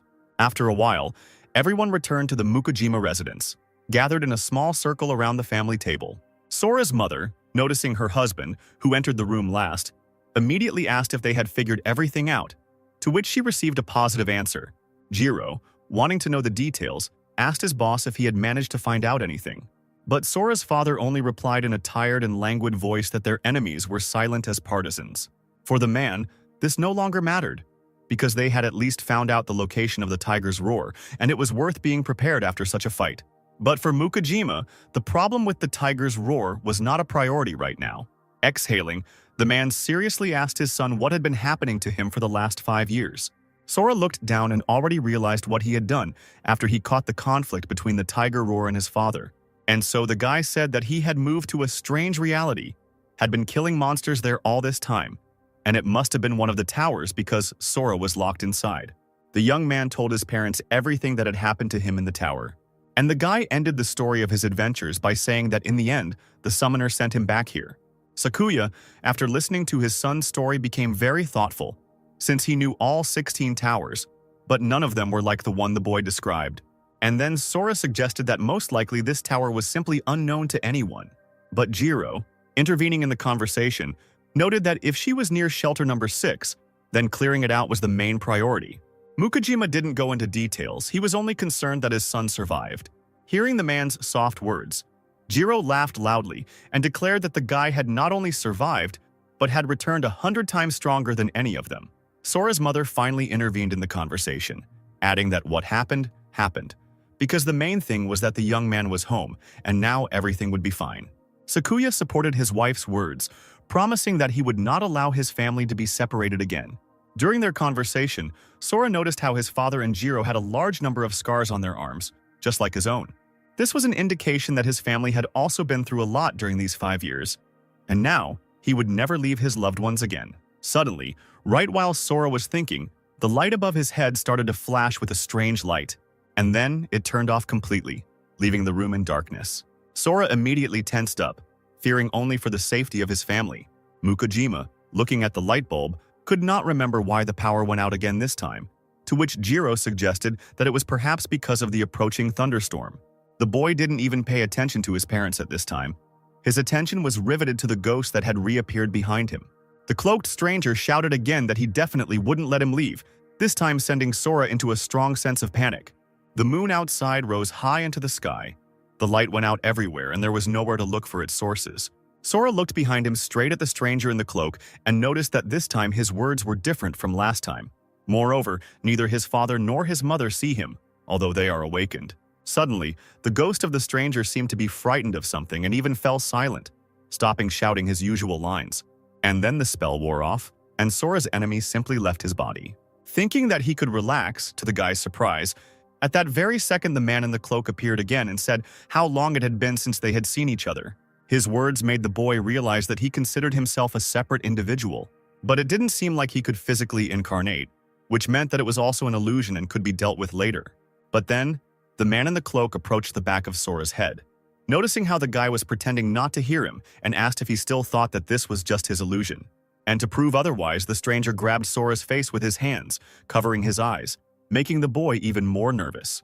And as soon as he removed his hands from his face, Sora's eyes were filled with black light. Reacting quickly, Sora looked around and realized that he could see nothing but darkness, realizing that everything now seemed real. The guy's excitement and his black eyes were immediately noticed by Jiro, Sakuya, and his wife, who began to worry about the guy. The young man's mother began calling her son's name, not understanding what was happening to him. Sakuya started screaming in panic, also wondering what was happening to his son. Mukajima's wife immediately began to use her healing abilities, wanting to help her son. But her system issued notifications that the guy was not under the influence of the curse. At this time, Sora, who had lost his sight, began to understand that all this time this was a real physical embodiment. This meant that things were really bad and everyone who was near him was in great danger. Turning around, the guy pounced on his enemy, knocking him off his feet. Everyone in the room was completely shocked to see the guy seem to be fighting a shadow. The man in the cloak continued to laugh even when Sora was strangling him, asking the young man if he was scared now. Mukajima began to shout in panic, "Is there really an enemy here? I don't see anyone!" But Sora didn't hear his father at all. He just continued to strangle his opponent, calling him a cowardly bastard and asking why he was even chasing him. And then the stranger, laughing, declared that the guy had misunderstood everything and finally introduced himself, saying that he was from the noble divine race of As, calling himself the god of darkness, Fudel. And later, Fudel revealed that Sora had absorbed the black crystal, the divine power of the Ace race, left in the abyss, and in other words, his power of darkness. The god of darkness also warned that now the god's minions will not take their eyes off him, because the guy willfully left the abyss, and these same minions are already gathering nearby, and if the guy does not want to die, then he needs to return to the tower with the god of darkness. Sora, after listening to the stranger, guessed that most likely the god's minions were the Aesers his mother had told him about. At this time, Mukajima had already drawn his sword, noticing that this man was very dangerous and needed to be killed. But his wife quickly stopped her husband, saying that it was worth just observing first. Sora, looking at Fudel, understood that it meant that the gods were now having a hard time without their full power. And grabbing the angry man in the cloak by the throat, the guy asked what a couple of gods would do to him.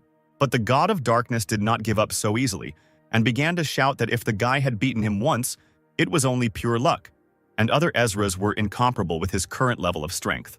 Sora still thought that it was impossible to trust God, and all this time he was just waiting for some kind of catch. But from such words, Fudel laughed heartily, considering the guy completely stupid.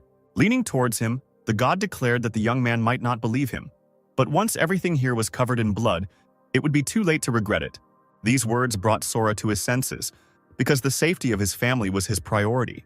The guy shouldn't have believed the god of darkness, but he was probably telling the truth, and it became completely unclear what to do in such a situation.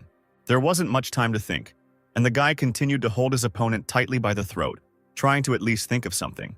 But suddenly the attention of the god of darkness was attracted by someone who definitely saw him besides the guy. As if by an invisible force, Fudel's body rose into the air, preventing him from moving, and Sora's black eyes regained their former appearance, and the boy began to see again. Having regained his sight, the young man immediately looked at the god of darkness and saw a very strange picture. Before his eyes stood a blindfolded man who declared that he believed him.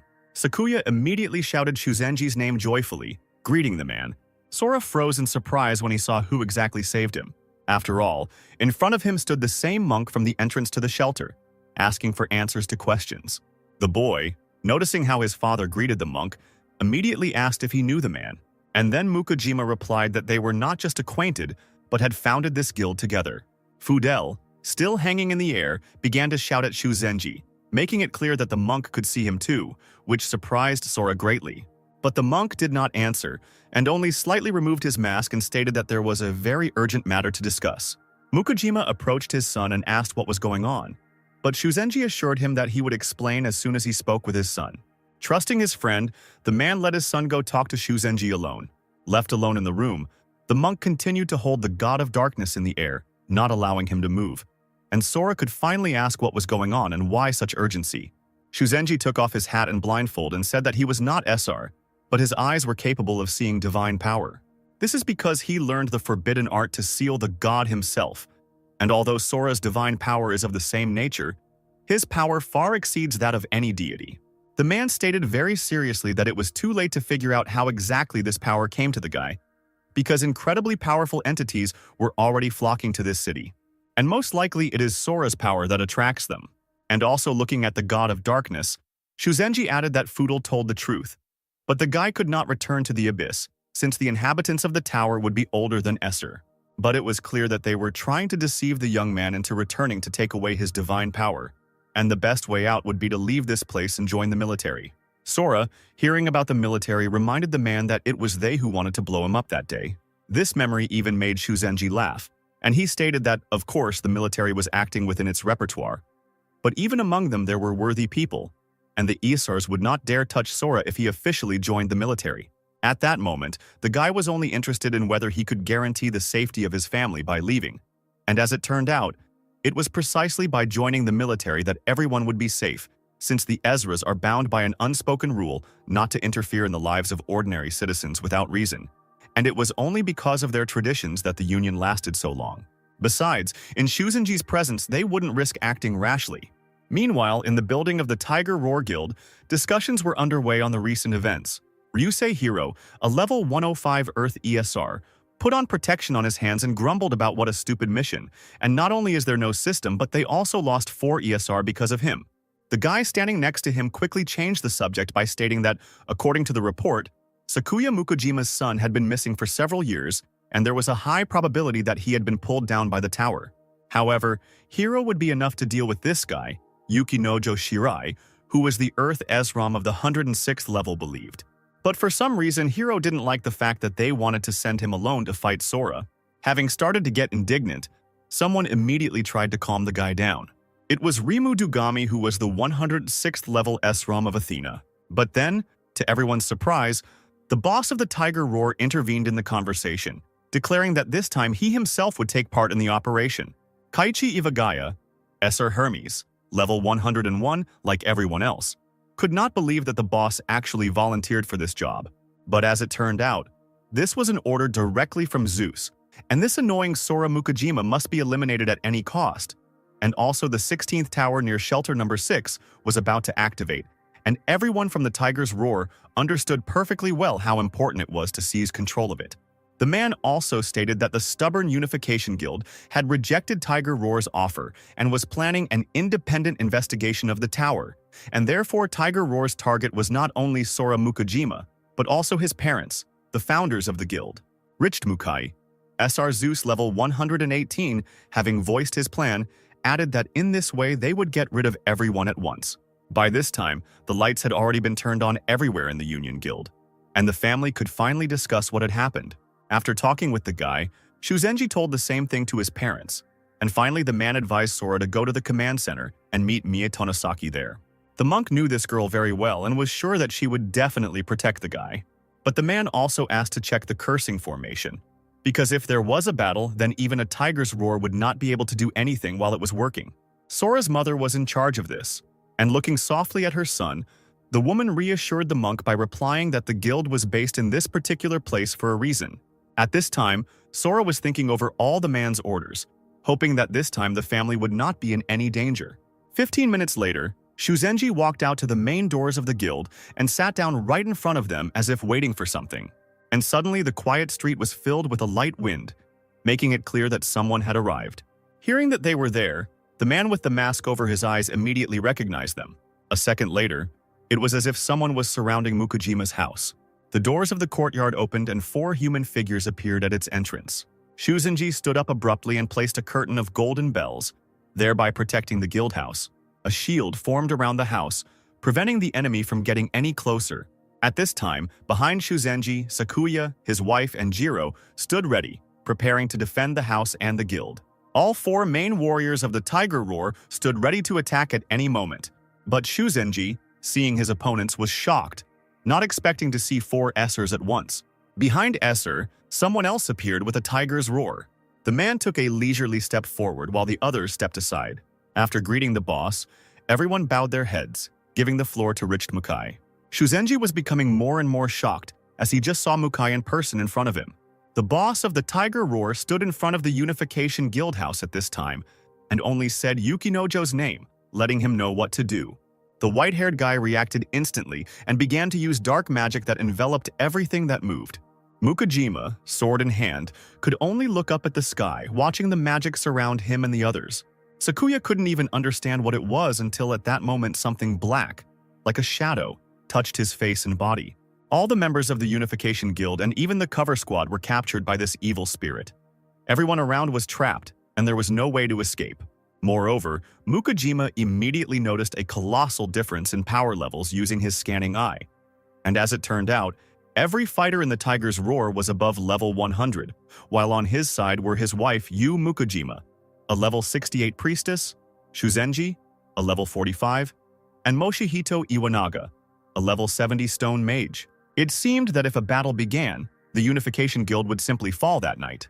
Shuzenji, deciding to take the initiative, stepped forward first, asking the guests what brought them here in the middle of the night, while Yukinojo reported to his boss that the spirits had not found Sora in this house. Mukai took a step forward and asked where the guy was, but Shuzenji only pretended not to know who they were talking about. At that very moment, Hiro made a surprised face, indignant at how the man dared to say such a thing and pretend that he didn't know anything. Shuzenji, slightly removing his blindfold, stated that the uninvited guests lacked manners. But this only angered the hot-tempered Hiro even more, who began to threaten to kill the man. At this time, while the Tiger Roar was outside trying to find out where Sora was, Yu Mukajima, who was in the main house of the guild, began to activate the barrier. All the Ezras were struck by the weakening curse of Sakuya's wife. A shell formed around each of the Tiger's roars, reducing their strength. But everyone continued to stand in place, watching only as the system warned about the curse of Yu. Hiro turned out to be the most impatient and was the first to decide to enter the fight by swinging harder. Quickly running up to Shuzenji, the boy shouted that even if he was cursed by a level 68 trash, he could still take down the entire guild single-handedly. Deciding to kill the man as quickly as possible, Hiro swung his fist with all his might. But imagine his surprise when Shuzenji easily stopped his hand. The guy immediately tensed up, not understanding what was going on. As it turned out, Hiro's level had weakened to level 71. The guy was so surprised that he couldn't even be angry anymore. Meanwhile, Shuzenji's level became 75 as soon as he removed the blindfold. Hiro could only defend himself, blocking every blow. But the monk was still stronger and without much effort pushed Hiro a great distance away, who flew back like a bullet. Mukai's level also dropped to 84, Shirai and Dugami to 72, and Iwagai to 67. Having gained the advantage, Sakuya stepped forward and declared that everyone within the curse's range would lose half of their caster level. Or in other words, their level would drop by 34 steps. Rich Mukai, listening to the guild boss, only laughed, thereby surprising his assistants. The boss of the Tiger Roar Guild was only amused by this, and laughing, the man shouted that this was even more interesting. Having calmed his ardor a little, Mukai called out to Rima Dugami, signaling her that it was time to act. The girl understood what to do even without instructions and immediately began to activate her power. The wind began to pick up around us, and it grew stronger with each passing second. He became so strong that even Mukai and Shuzenji could not see anything, and as soon as they closed their eyes for just a second, something around them seemed to change. Looking up, everyone found themselves in a large square that looked like the Colosseum, and above them hung a notice from the system, "Welcome to the Athena Arena." Mukai, with a wide smile, shouted how long it had been since he had had a fight on equal terms. But there was still another obstacle around the man in the form of the fighters of the Unification Guild, who had stopped seeing their boss and the others. Mukai, watching them all scream in search of their boss, took out his spear, deciding to just quickly kill them. At this time, soldiers were still walking around the abandoned area, inspecting the place where the bombs had fallen. Me and her squad were examining every corner of the scene when suddenly the girl saw an approaching male silhouette. Sora quickly flew up to the girl and her soldiers, landing next to them. The girl, looking at the guy, was even horrified, recognizing his face from the image on the drone. Me was more than sure that this was the very same young man who had killed all the monsters around. At this time, Sora, looking at the photo of the girl in his hands, finally found Mi Tonosaki on Shuzenji's instructions. Making it clear that he posed no threat, the boy stated that he was from the association and needed protection.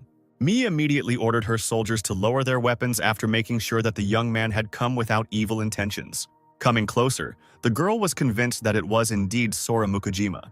Looking the young man up and down, Mi, with complete seriousness on her face, stated that she just wanted to ask the guy about something. At this time, Sakuya and the others were trapped by Rimu in the Colosseum's battlefield. The man tried to look around every corner of the arena, thinking about how to get out of here. And suddenly, in the middle of the square, a loud knock of a cane was heard. At that very moment, fire appeared on the columns, as if marking the battlefield. Rimu came to the center, showing that she would be fighting today, and shouting for everyone to see her battle. The girl took a long spear in her hands, squeezing it tighter. The girl began to ask the great gods for direction on the miraculous power. And at that very moment, a bright beam burst from the spear and shot straight into the sky, as if the gods themselves had heard Rima. And when the beam returned, the girl seemed to turn into a goddess with wings, increasing in size. Mukai immediately took up his sword, expecting any trick at any second. Rimu, turning into a divine ghost, flew into the sky and declared that each side must choose 5 representatives, and the team that was the first to achieve 3 victories would receive the blessing of Olympus. And the losers will be incinerated by divine light and scattered to the wind. Hero Ryusei was the first to start preparing for battle, wanting to finally kill everyone from the Unification Guild. Sakuya, Jiro, and Yu Mukujima stood in front of their opponents, realizing that there was nowhere to go and they would have to fight anyway. Sora's father stepped forward and asked what the 5 representatives meant, as there were 8 of them in total. Rimu only replied that it wouldn't last long. As it turned out, Rich Mukai was planning to fight Sora, and while the boy was asking the military for help, the boss of the Tiger's Roar was dealing with the fighters of the Unification Guild. Hero was the first to volunteer for battle, asking who would want to die first in a battle with him. Standing under the blue dome, a notification immediately appeared above him that Esser Ryusei Hero was challenging the guild to a fight. Sakuya began to think that it would be right to go first, and, grabbing his sword, the man was already about to enter the dome. But Shuzenji stopped him, saying that he had allowed himself to think superficially, and that was why they had gotten into trouble. Sakuya immediately reassured his friend, adding that it was not his fault at all, and besides, they were all in the same boat now, and his wife's curse had reduced the opponent's strength, and there was a chance of victory. Jiro intervened in the conversation, saying that Yu Mukujima was indeed unfit for battle, so if at least the 3 of them could handle it, then victory would be theirs. Shuzenji still felt guilty for not being able to save his team and friends, but Sakuya was ready to walk beside him and support him at any moment. Looking at the arena, the monk declared that Esar Eris was the strongest of them, and after reaching the ESR level, he single-handedly defeated an entire guild of 3 ESRs, taking advantage of Ares' superior skills. It seemed that it was impossible to defeat him, but Shuzenji, turning to his comrades, quietly asked them not to worry because he had one way to defeat the guy. So the monk went first from the Unification Guild to fight Hero with a tiger's roar. The man walked into the dome that marked the boundary of the battle arena without hesitation. There was no turning back, and Shuzenji was more focused than ever. Having said that he accepted the challenge to fight, the man prepared to attack. It was clear from Hero's eyes that he was not afraid of anything, and even thought that he could win. Rimu, seeing that the fighters had been chosen, ordered them to stand at the ready. Hero decided to attack first, and letting go of all his emotions, the guy took a deep breath. Ieser gave a powerful kick to the ground and flew straight towards his opponent, while Shuzenji didn't even move from his spot, waiting for Hero to run up to him. The guy, shouting that he had had enough of the monk's chatter, stretched out his hand forward to immediately grab the enemy and kill him. But Shuzenji quickly put up a block, preventing him from grabbing it. With every miss Hero made, his rage grew greater and greater. At this time, everyone else was watching the battle in the dome from the side. Shuzenji never attacked once and blocked every blow, which made Hero laugh a lot, as he attacked more and more powerfully. And in that moment, the monk firmly grabbed the hand of his opponent, who was once again about to strike him. Sakuya immediately began to rejoice seeing how well his friend was handling the fight, but ESR wasn't going to give in so quickly. and only after becoming even more angry did the guy begin to press harder on the man. Shuzenji, still holding Hiro's hand in a death grip, tried to wait for the right moment, and as soon as he stepped on it, the man delivered a powerful blow to Hiro's chest. ESR flew back from such a blow almost to the very edge of the battle arena. Hiro stopped his feet on the ground and moved a short distance away from the monk. Shirai at this time chuckled at how his friend first approached, considering him weak, and now he himself was breaking the distance. But Rimu was more than confident in Hiro, hoping for his victory. Sakuya immediately became worried when he saw the large wound on Shuzenji's arm. The monk seemed to weaken, which gave a great advantage to Hiro, who was already smiling a wide, treacherous smile, waiting to launch the next attack. While the man held his hand, Esar managed to release Cadmos' fangs on his hand, thereby wounding the monk. Shuzenji couldn't believe that Ares' serpent had the power of Cadmos, and he never even thought that it would inhabit Ares' body and help him in close combat. But for Hiro, this was only the beginning of the fight, and the guy was already back on his feet waiting for the moment to attack. Pushing off, the guy ran like a bullet at breakneck speed towards his opponent. Shouting that Cadmos was not yet full, the boy thrust forward his hand with numerous thorns on it. Hiro swung and hit Shuzenji, who managed to dodge only at the last moment. The monk understood that with such a wound he had become weaker, and he needed to come up with something. But while the man was thinking, the opponent's hand turned into a demonic wolf's mouth, which began to bite the opponent with its sharp fangs. Shuzenji tried his best to endure the pain from the bite, thinking about what to do. It seemed that the forces of Cadmos became faster, and the wolf's mouth, at this time, bit the hand and began to lift the man up. The monk's patience reached its limit. This could not continue any longer, and taking all his will into a fist, the man decided to act. Forming a curtain of golden bells, the man struck at the demon holding his hand. Cadmos' jaws immediately loosened, and Shuzenji managed to pull back at the last moment. The man, catching his breath, began to realize that something had changed in him. After looking into the system, it turned out that the Cadmos poison from the bite began to penetrate his body, and all characteristics were reduced as a result of the poisoning. Hiro looked at the monk and laughed slyly, while Cadmos' poisonous fangs protruded from his back, absorbing the strength and regenerative ability from the blood that Cadmos drank. The guy, looking at the exhausted man, considered that this was his limit, and began to think that victory was already near. At this time, Sakuya was using the system to evaluate the battle, because if the battle continued, the gap in power would only increase. And Hiro continued to attack first, running towards the monk again and continuing to take away his strength. Shuzenji, without half of his life force, could only block and defend against attacks, but not inflict them himself. The poison of Cadmos spread throughout his body, giving Hiro a great advantage. Esru could only wait until the enemy's forces were completely exhausted and he could finally finish him off. Shuzenji, trying his best to hold back the blows, began to pray. Hiro only laughed even harder when he saw how the monk even began to pray out of helplessness. But Rimu, standing to the side, began to suspect that the man was enveloped by divine power, even though he was not Esar. And yet the question remained as to where Shuzenji could get his divine powers from. He himself continued to pray all this time, defending himself by blocking blows. Sakuya never thought that the monk would take such a risky move, but for now, it was the best decision in this situation. Shuzenji still had every chance to fight for victory in this match, and having gathered a large amount of divine power, the man could begin not only to defend himself, but also to strike. At the last moment, the monk began to pray louder and louder, and what happened next made Hiro simply freeze in shock. All this time, Shuzenji recited the Vajra Bodhisattva mantra of 100 verses, from which a large golden Buddha later grew. But the guy didn't give a damn about God, thinking that even this trick couldn't stop him. But Shuzenji thought differently, flying into the sky while Buddha himself stood behind him. The man's strength quickly recovered, and he seemed to become even stronger and was ready to begin attacking. Hiro continued to call the monk a fool for thinking that he could even the odds by wearing armor made of divine powers. The guy, of course, liked the man's determination, but, in his opinion, even with it, he couldn't be defeated. Among the people he killed, he met the same people with divine powers who believed that they could block the fangs of Cadmos by covering themselves with a shield of divine power. But they still didn't know something. Divine power was a resource even richer than fresh blood, and so Hiro could eat the monk whole.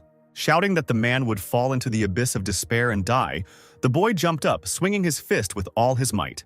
But it seems he overestimated his strength and almost immediately got punched in the face by Shuzenji. The blow was so powerful that ESR simply flew back, losing his balance.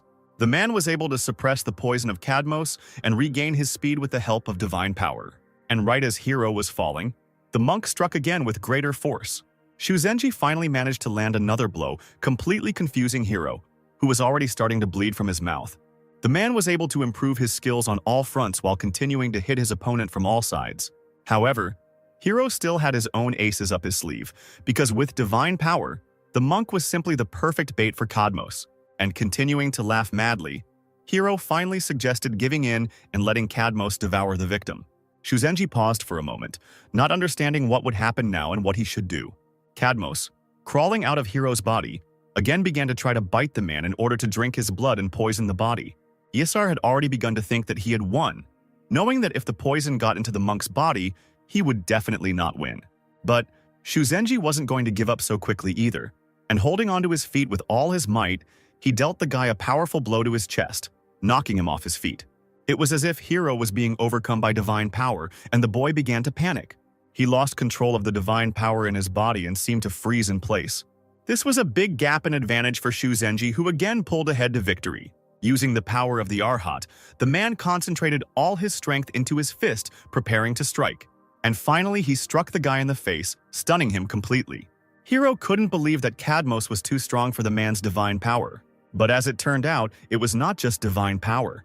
All this time, Ezra was being fooled by being fed false facts. And when the guy was completely confused, Shuzenji prepared to deliver the decisive blow. And this time, hitting even harder, Hiro completely lost his balance and fell to the ground. Yu Mukojima, watching the fight with the others, now finally understood why Shuzenji was so eager to retrain as an Arhat. Hiro became significantly weaker and could barely get up from the ground. But his Cadmos continued to struggle, swaying from side to side. The guy had no divine powers left, even to simply maintain the form of Cadmos, which was gradually beginning to subside. And so Ezra had to urgently figure out what to do. Deciding to put everything on the line, the boy began to scream, tearing Cadmos from his back. And then, an unknown substance larger than himself began to emerge from his body. One of the fallen fragments of his body landed right next to Shuzenji's feet. The monk immediately felt the terrible poison emanating from this substance. And suddenly, while the man was looking at the poison, Hiro was surrounded by pink smoke, covering him completely. Shuzenji, realizing that anything could happen, prepared for battle. Sakuya and Jiro immediately heard the sound of rams while standing outside the arena. Meanwhile, Hiro began to turn to Lord Ares, offering him the blood of a poisonous snake. And in return, the boy asked to give him his spear. And immediately, a large and long weapon began to appear in his hands. With Hiro now firmly holding the spear in his hands, he could finally continue fighting until his body decayed. Rimu remembered that even Ieser couldn't use the divine weapon without offering the appropriate sacrifice, which meant that Hiro could offer his blood. Shira, seeing what the guy had done, immediately noted that this was the insurmountable difference between an ordinary player and Ieser, and that it was all over for the monk now. But Rimu saw that Hiro offered the blood of the snake, which Ares himself had given him, as a sacrifice. If the gods found out about this deception, they would certainly be furious. However, in case of defeat, the girl was even afraid to imagine what fate would befall him. Even if Isar, who had mastered the divine weapon, could not possibly lose to a simple player, everything was at stake. Taking the spear in his hands, Hiro, with the same crazy smile, ran to attack the monk. Shuzenji didn't expect the guy to approach again, thinking that the fight would end. But at the moment when the man looked straight at Isar, he noticed how the spear suddenly disappeared from his hand. Thinking that he wouldn't be able to reach him at that distance, Shuzenji jumped back even further. But only at the last moment did the monk realize that something was wrong, having received a cut on his cheek from the weapon. Hiro, continuing to run towards the monk, began to shout about an explosion, keeping some specific plan in his head. And at that very moment, a powerful explosion was heard behind Shuzenji, confusing him. Luckily, the man was able to avoid the blow with his well-timed mantra, but he still received a small scratch on his shoulder. As it turns out, due to the destructive effect of Ares' spear, the robe loses 50% of its protective properties. And when the monk became vulnerable again, Hiro rushed to attack closer. The man could only dodge again until he figured out what to do. Turning his back, spears flew from the guy's body straight at the monk. It became clear that ESR is capable of producing a spear not only with his fist, but also with other parts of his body. Hiro seemed to have grown stronger again, hitting with greater force each time, and the spears only helped him to deliver even more attacks. Shuzenji was completely unable to read his opponent's movements and could only dodge for now. Every blow he took only further damaged his body, But Hiro remained strong even after taking karmic damage. And if he had not been weakened by the curse, the monk would have already been dead. Shuzenji could only keep his distance to avoid being hit until he could think of something to do. Continuing to block, Hiro meanwhile approached the enemy from different sides, delivering powerful blows. For a while, both of them moved away from each other to catch their breath. The monk began to pray again, hoping that it would help him again. Hiro continued to laugh, seeing how the monk had reached his limit. Declaring that distance would not save him, Hiro began to weave a web from his own substance. But the monk did not want to give up so easily and continued to read the prayer. And suddenly, when the prayer was finished, Hiro stopped and looked up. A seal appeared above his head, preventing him from moving beyond its boundaries. A silent Onran Sutra, the embodiment of holiness, formed in the sky, purifying impurities and reducing the effectiveness of the poisonous snake's blood. Hiro was left limited in his movement, but even this did not upset him because every miss excited him more and more. Feeling his strength slowly leaving him, the guy continued to send dark power towards the monk, which was supposed to absorb him. Sakuya, using his powers of analysis, was the first to see the danger and immediately began to warn the monk to be careful. A dark force flew towards Shuzenji like a spear and pierced him. But, fortunately, instead of his face, the dark force hit his monk's hat, piercing it right through.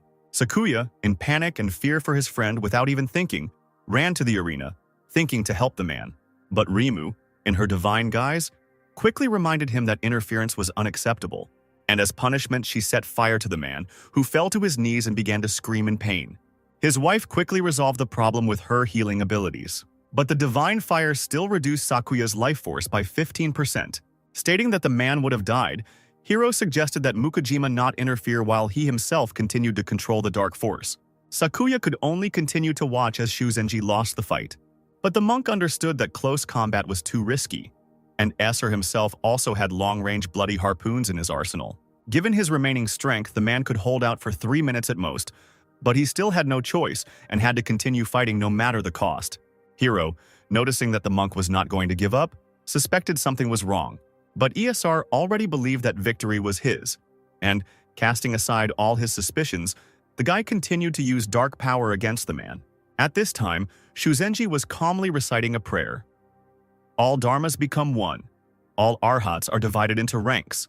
The heavenly eye, the wise eye, the eye of drama, and the eye of Buddha. And if he was the wise eye, there was little chance of victory. There was only one way out to open the eye of Dharma. As he began to activate it, the man's eyes began to glow, filling with yellow light, and an eye sign appeared in the middle. There were only a few seconds left before Hiro would deliver his blow, and the man tried his best to activate his power faster. The eye of Dharma would significantly speed up perception, but it would only last for a very short time, so the monk needed to quickly find a way to break through.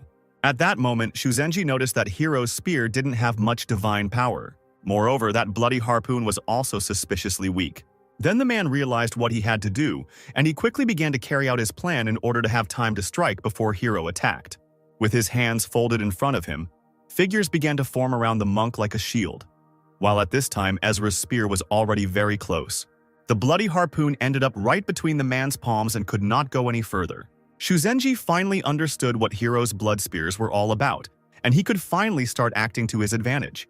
It was now easier than ever for the man to tear the harpoon into small pieces, and Hiro lost his advantage again. The guy was in such shock that he could only scream about the injustice, not believing that he had been deceived. Shirai and Rimu also couldn't believe how this monk was able to block the thinnest threads of blood, until the girl saw how Shuzenji's eyes were able to see through the technique. Sakuya was beside himself with joy and pride at his friend's strength, and it seemed that victory was already near. The monk had found a way to resist Ezru Ares, which meant that the battle was not far off. Such a quantity of negative energy accumulated in the guy's body gave rise to unholy thoughts, and Shuzenji had to cleanse every last bit of filth. At this time, Hiro could no longer contain his rage, thinking that if the monk was able to understand the tactics, this did not mean that victory was his.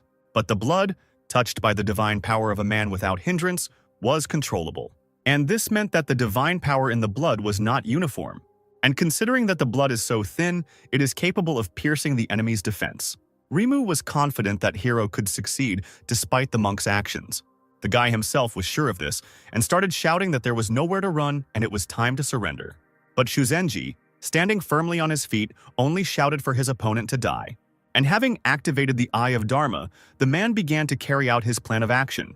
Suddenly, a divine power began to permeate Hiro's body, leaving him frozen in place. The guy started writhing in pain, not understanding how this even happened. And the monk continued to direct divine power to Ezra, reciting his mantra.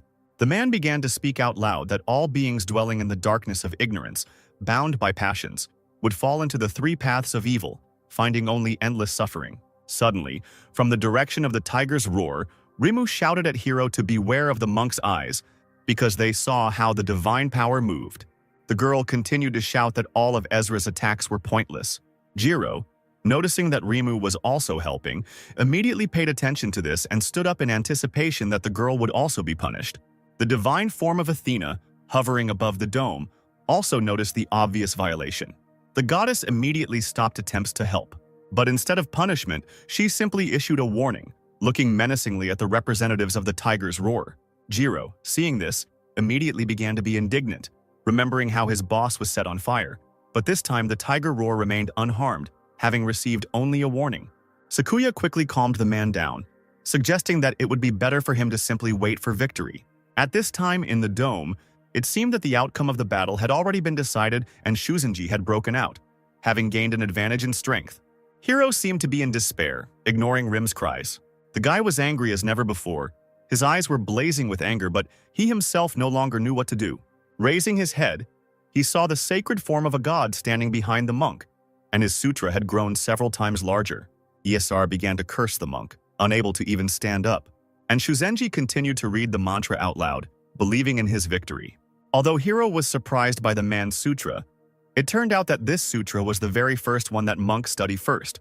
But this did not mean that she was weak, but on the contrary, Fudo's power Muo, O of the wrathful guardian deity, and all his offensive and defensive powers were doubled. However, it takes 30 seconds and during this period one cannot lose concentration for a second. And most importantly, Shuzenji had to recite the sutra right in front of his enemy. This was an incredible humiliation of his opponent, and as soon as the sutra was read to the end, Hiro's pain began to penetrate his entire body, from which the guy began to scratch himself, leaving large cuts on his hands. Blood flowed from Esser's body like a stream, and the boy fell to his knees from exhaustion.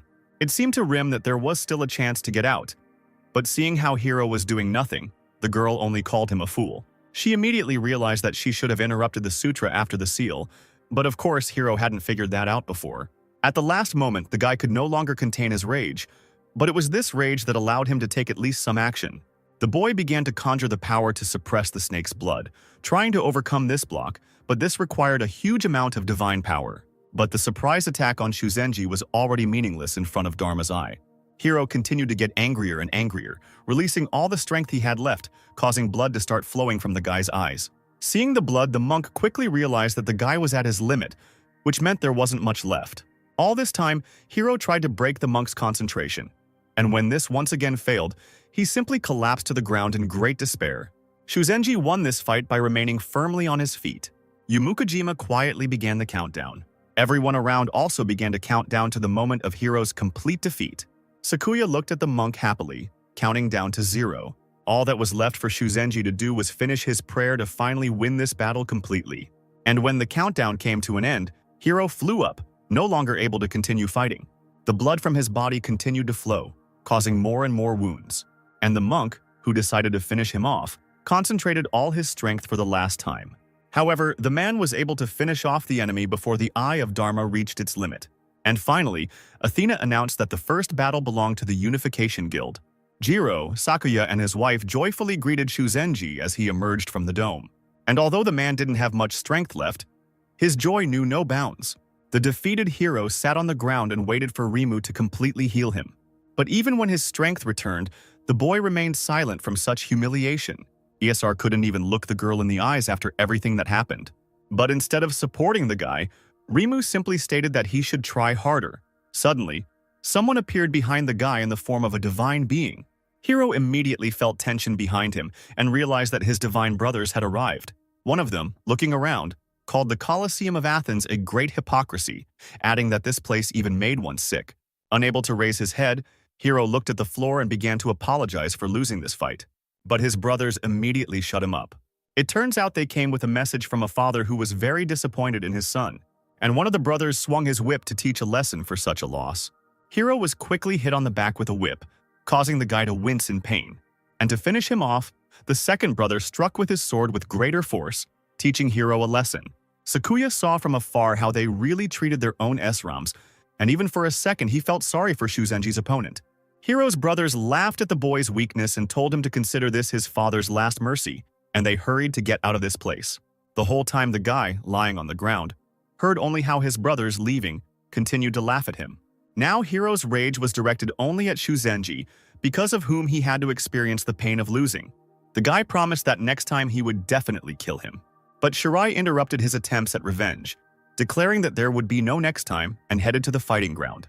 The guy was very serious about wanting to take revenge for the last fight, and forming a large weapon in his hand, Shirai declared that now they would all burn alive in the all-consuming flames of Hades. Sakuya, looking at the boy's confident intentions, realized that now the fight would be even more difficult. Having decided to take it upon himself, the man headed towards the fighting arena. But before leaving, Yu approached him, giving her husband a bag, adding that he was going against the Reaper himself, and as is known, they are able to call upon spirits.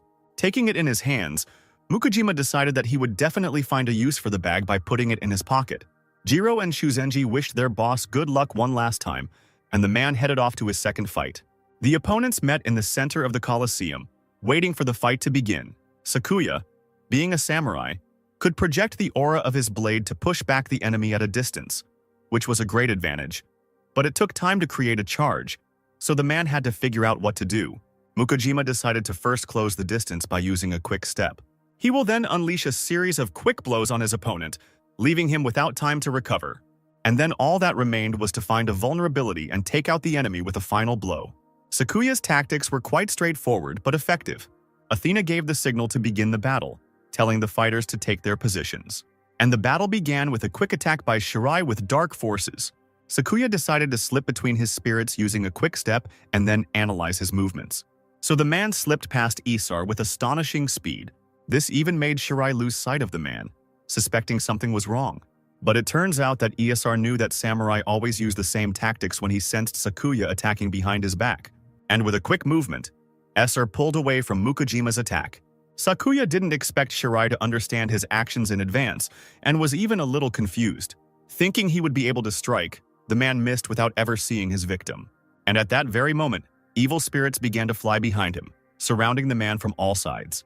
Like a whirlwind, they flew around Sakuya while Shirai had time to think about what to do next. But the man very quickly cut the spirits with his sword, getting out of the whirlwind. Deciding to run straight ahead, Sakuya took hold of his sword and prepared to strike. But for Shirai this was not enough, and such actions of the bark did not frighten him at all. As if once again anticipating the man's actions, SR backed away, putting up a block. Having vanished just like last time, the guy declared that the man's attacks were useless and would not harm someone who did not even have a physical form. Turning his head back, Sakuya saw his opponent again. Using the quick step technique, the man ran towards Ezru, thinking that this time he would be able to strike. But Esser began to evaporate again as soon as Sakuya approached him, saying in parting that all the man's attempts were futile and he should simply admit defeat, adding that he had an unlimited number of vengeful spirits. Spiritual copies of himself began to appear behind the guy, confusing Sakuya more and more. The spirits surrounded Mukujima and began to tease him, calling him a samurai who doesn't even see the enemy. All that was left for Sakuya to do was to do what he had planned. And grabbing his sword, the man began to charge it with aura. The weapon began to glow blue, as did the man's eyes. But at that very moment, the spirits of Shirai ran up to him, declaring that they would not let him charge the sword, continuing to laugh at him. Mukujima quickly got rid of the spirits with one blow of his sword, buying himself some time. At this time, Shirai watched from the side as his spirits did their work. Rimu, watching the fight, noticed that it was already looking more like a fight between an ordinary person and Isar, thinking that this time they would definitely win. Hiro, still angry after the loss, began to grumble that Shirai was just lucky, but Rimu immediately answered the guy that, in fact, it is very difficult for a samurai to lead a guild. And while talking with Hiro, the girl looked into the distance at her opponents. Her attention was drawn to Yu Mukujima, who stood calmly and watched her husband's fight. The girl immediately sensed something was wrong, because for a middle manager the woman was too relaxed, which meant they could still have an ace up their sleeve. At this time, Sakuya continued to fight with the Shirai spirits, cutting each one in half. For a man like a samurai, this task was easy, but he still had to decide how to get to Ezra itself. Leaping into the sky, the man continued to cut down the spirits from all sides, while Shirai occasionally laughed at the man's techniques. But suddenly, outside the arena, a cry was heard from Rimu, who was shouting for the guy to be careful. Shirai didn't even immediately understand why he should be on guard. And suddenly, Sakuya used an 8-fold jump and found himself behind the guy, preparing to attack. Coming close to the enemy, Shirai could only feel the man's breath behind him, realizing that he had greatly underestimated the enemy. When the 6th shelter first appeared, the military and players united to search for monster nests, and near the 6th shelter they discovered a mine from which monsters were pouring out, and it became the first research base. At first, the monsters were of low rank, so the task was easy. But when the researchers delved deeper into the mine, everything changed. People stumbled upon something they certainly didn't expect to see. There were all types of monsters in the cave, and their numbers even exceeded the people themselves. And some monsters even came across with a very high rank, which made it difficult to kill them. Inside the cave was an entire ecosystem of monsters like a hidden nest. In the deepest parts of the cave, a spider of the 80th rank settled. At that moment, humanity had no chance at all and everyone fled from this cave. But then, Sakuya Mukojima distracted the monster so that the others could escape. And no one knows what happened next. But 3 days later, the despairing cry of the defeated monster echoed throughout the cave. And as if in response, the cave began to collapse, blocking the passage with large stones. It seemed that Sakuya Mukojima would remain there and his wife would become a widow. But at the last moment, he jumped out of the cave, pushing off from the falling rocks. And the skill he used to do this was called Hasutobi, the 8-fold jump. A terrifying technique that allows you to perform 8 consecutive jumps, each one several times faster than the previous one. This time, Sakuya had already used 3 jumps to avoid the vengeful spirits. Turning around, the man made his 4th jump, counting each one and carefully planning the tactics for the next one. The 5th jump was supposed to be towards Shirai, and that was what made Ezra confused. Shirai saw how the man jumped faster and faster with each jump, not understanding what the hell this was. The guy could only run away from him, thinking that he wouldn't be able to jump over a long distance. But Sakuya was very strong and had been monitoring Shirai's movements all this time. Taking him by surprise, the man appeared directly above him, swinging his sword. The blade passed next to the guy, who couldn't believe that the samurai was able to catch up with such a strong ESR as he was. On the 5th jump, Sakuya was unable to attack the guy as he again disappeared with lightning speed. Turning around, the man quickly saw his opponent and prepared to make the next jump. On the 6th jump, Sakuya again destroyed one of the Ezra spirits, which was becoming weaker and weaker each time. Shira, holding his throat, tried to dodge every attack, managing to dodge only at the last moment. On the 7th jump, Mukojima found himself behind the guy, catching him off guard. And finally, the man destroyed the last spirit that was interfering with his fight with SR. Using the power inherited from that hero, Sakuya eliminated the surrounding spirits, using his speed advantage to allow the man to cut down Shirai before new spirits could form. But SR himself was not going to give up so quickly and had already begun to form new spirits. For now, all he had to do was hold out in a personal fight with Mukojima. At this time, Sakuya confirmed his suspicions. If he managed to overtake Shirai, he simply wouldn't have time to recreate new spirits. And if it can be brought down to close combat, he can win. Using the hero's legacy, the man gathered all his strength and was ready to attack in close combat. Rimu, watching the battle, understood why Sakuya had held the position of leader of the Unification Guild for so long, even though she was not an ESR, because with such strength she could easily compare with the large guilds.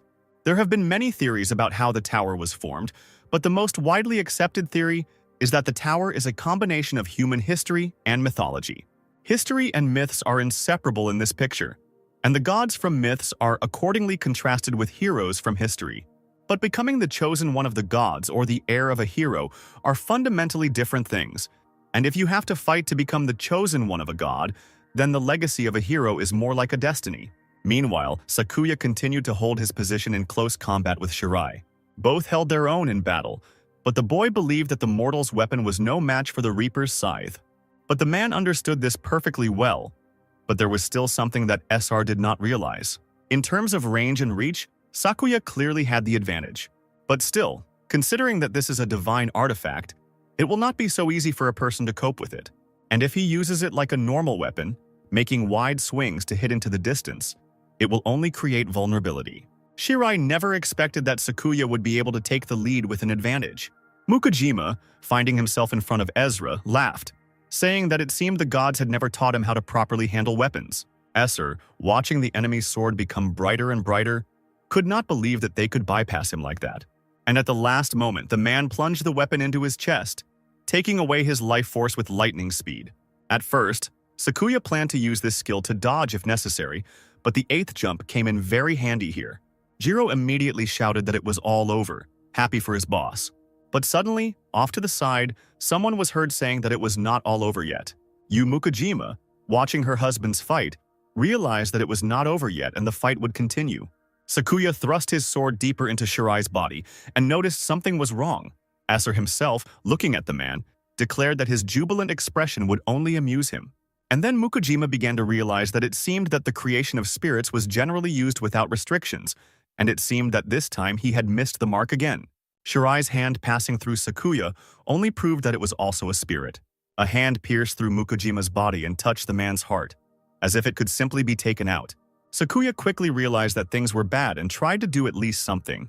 But Shirai was the first to push the man, who fell to the ground at high speed. Having regained control of his body and landed, the system displayed a notification that the man had been marked with the enemy seal of Hades. Sakuya began to realize how careless he had been when he realized that Essar was able to shape even his own body, eliminating any physical damage. Shirai meanwhile returned to form again, declaring that if he touched Sakuya 4 times, he would become his spirit slave. Adding that there was no point in expecting any concessions now, the guy again surrounded himself with spirits, armed with his scythe. Having felt his chest, the man really felt the seal of Hades of the 1st degree on himself, and as soon as it reaches the 4th degree, he will become the vengeful spirit of Hades. Now, if Mukujima tried to get closer, he risked getting a seal, which was absolutely unacceptable. And by keeping his distance, he gave Ezra time to produce new spirits, and the situation became seemingly hopeless. Clutching the bag his wife had given him, the man thought that an 8 times jump to cross the crossing would be very useful right now.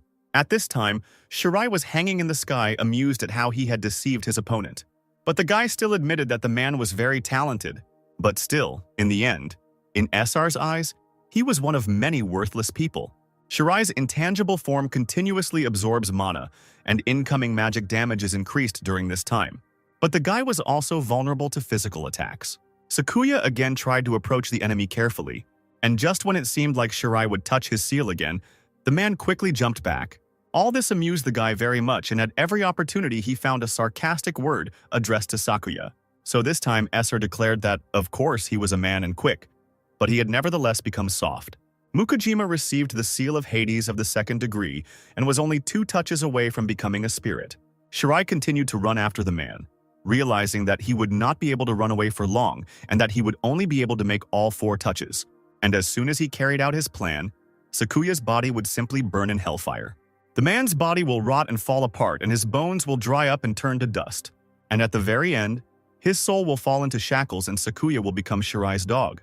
The mere fact that Mukujima could become a servant to such an Ezru angered him even more.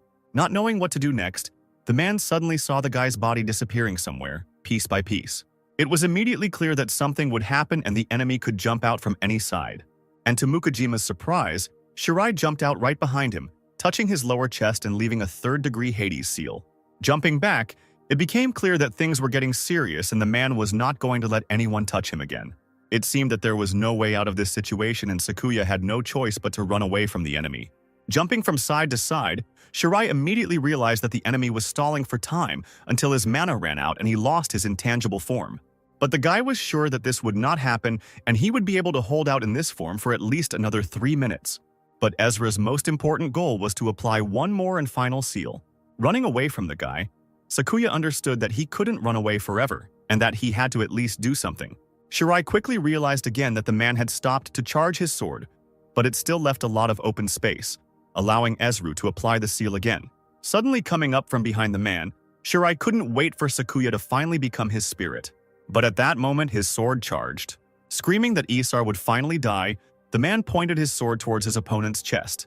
But Shirai only laughed and reminded him that the sword's aura was material, and even it couldn't reach him. But he didn't know that what Yu Mukujima gave would make Sakuya win this fight. All this time, the man kept the talisman that his wife gave him for a special occasion. As it turned out, this amulet was soaked in holy water from the temple, dried by the sun and filled with the divine power of the priests. And thus the talisman could drive out spirits, which could be very helpful in battle. As soon as Sakuya opened the pouch, the amulet began to work more effectively while Shirai couldn't even imagine what would happen next. And then it finally dawned on Rimu that it wasn't only Shirai who had countermeasures in store for the samurai, but the opponents also prepared their own. Sakuya swung his sword, but missed again, and Esser was able to jump back at the last moment. Shirai, seeing such a picture, began to laugh madly, saying that it was too late because the fourth seal had been engraved. Looking at his hand, Sakuya actually saw the last seal on his body. Esser, rising high into the sky, ordered the man to submit to him. And at that very moment, Sakuya was engulfed in hellish flames and screamed in endless pain. The man couldn't move as the fire continued to consume his body. But suddenly, as he thrust his sword forward, Mukujima's weapon began to charge with aura again. Shirai didn't even understand how it happened. And floating in the air, he could only guess what would happen next. The man looked at the boy and declared that he would not allow him to simply wait for his transformation into the shadow. And even as the fire continued to engulf Sakuya, he continued to run towards the boy, swinging his sword even harder. After all, as it turned out, his burning flesh only made him lighter, and the man could reach the enemy faster. Deeming his actions to be safe, Shirai quickly commanded his spirits to stop the enemy.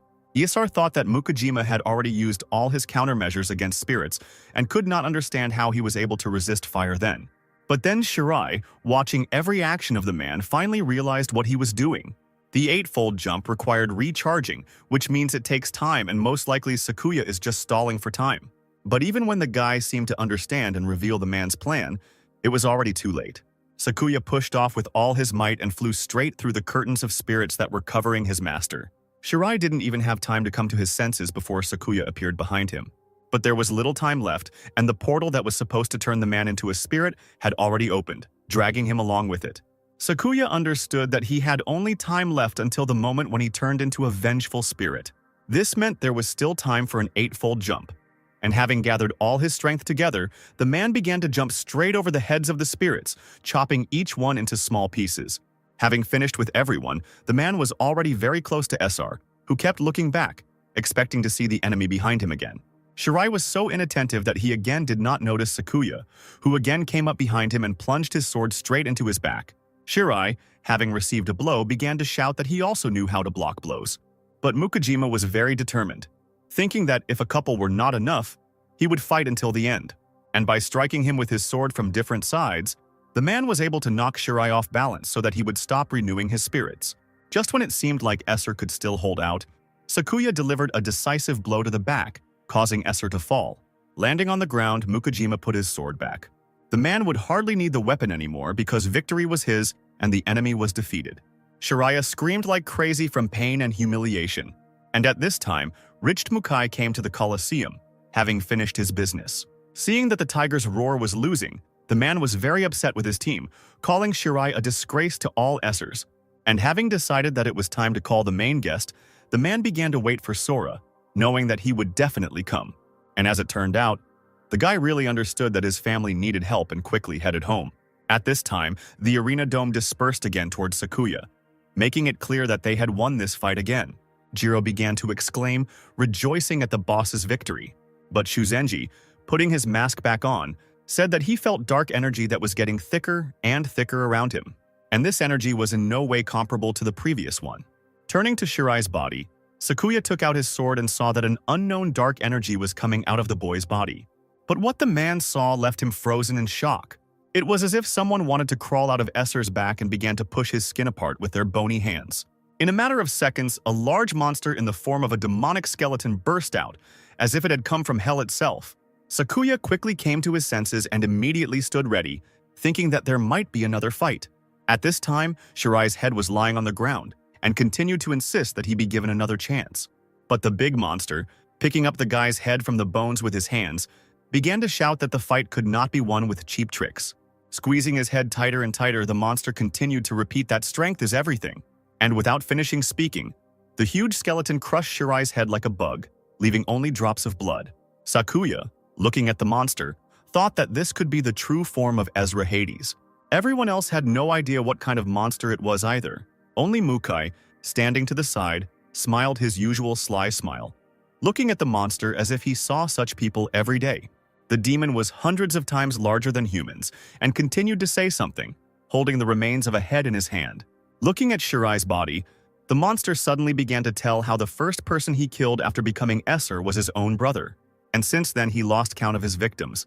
And as soon as his victim died, he immediately became a puppet of the monster. Sakuya with him. The monster continued to scream that the man had already become part of the puppet collection.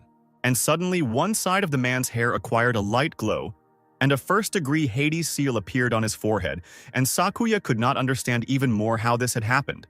Because after Shirai's death, everything should have been reset. The 8-time jump was still on cooldown, and the man didn't know how to defeat such a monster. This time he ran out of trump cards and had to act on his own. And taking his sword more firmly, Sakuya ran straight towards the enemy. But when he was about to launch an attack, he felt a feeling that was already familiar to him. It feels like you have nothing left. The man remembered his fight with the large, high-ranking spider from the cave. Sakuya remembered how he felt complete hopelessness that time while the monster was killing everyone. But even then, at the most difficult moment, the man was ready to fight and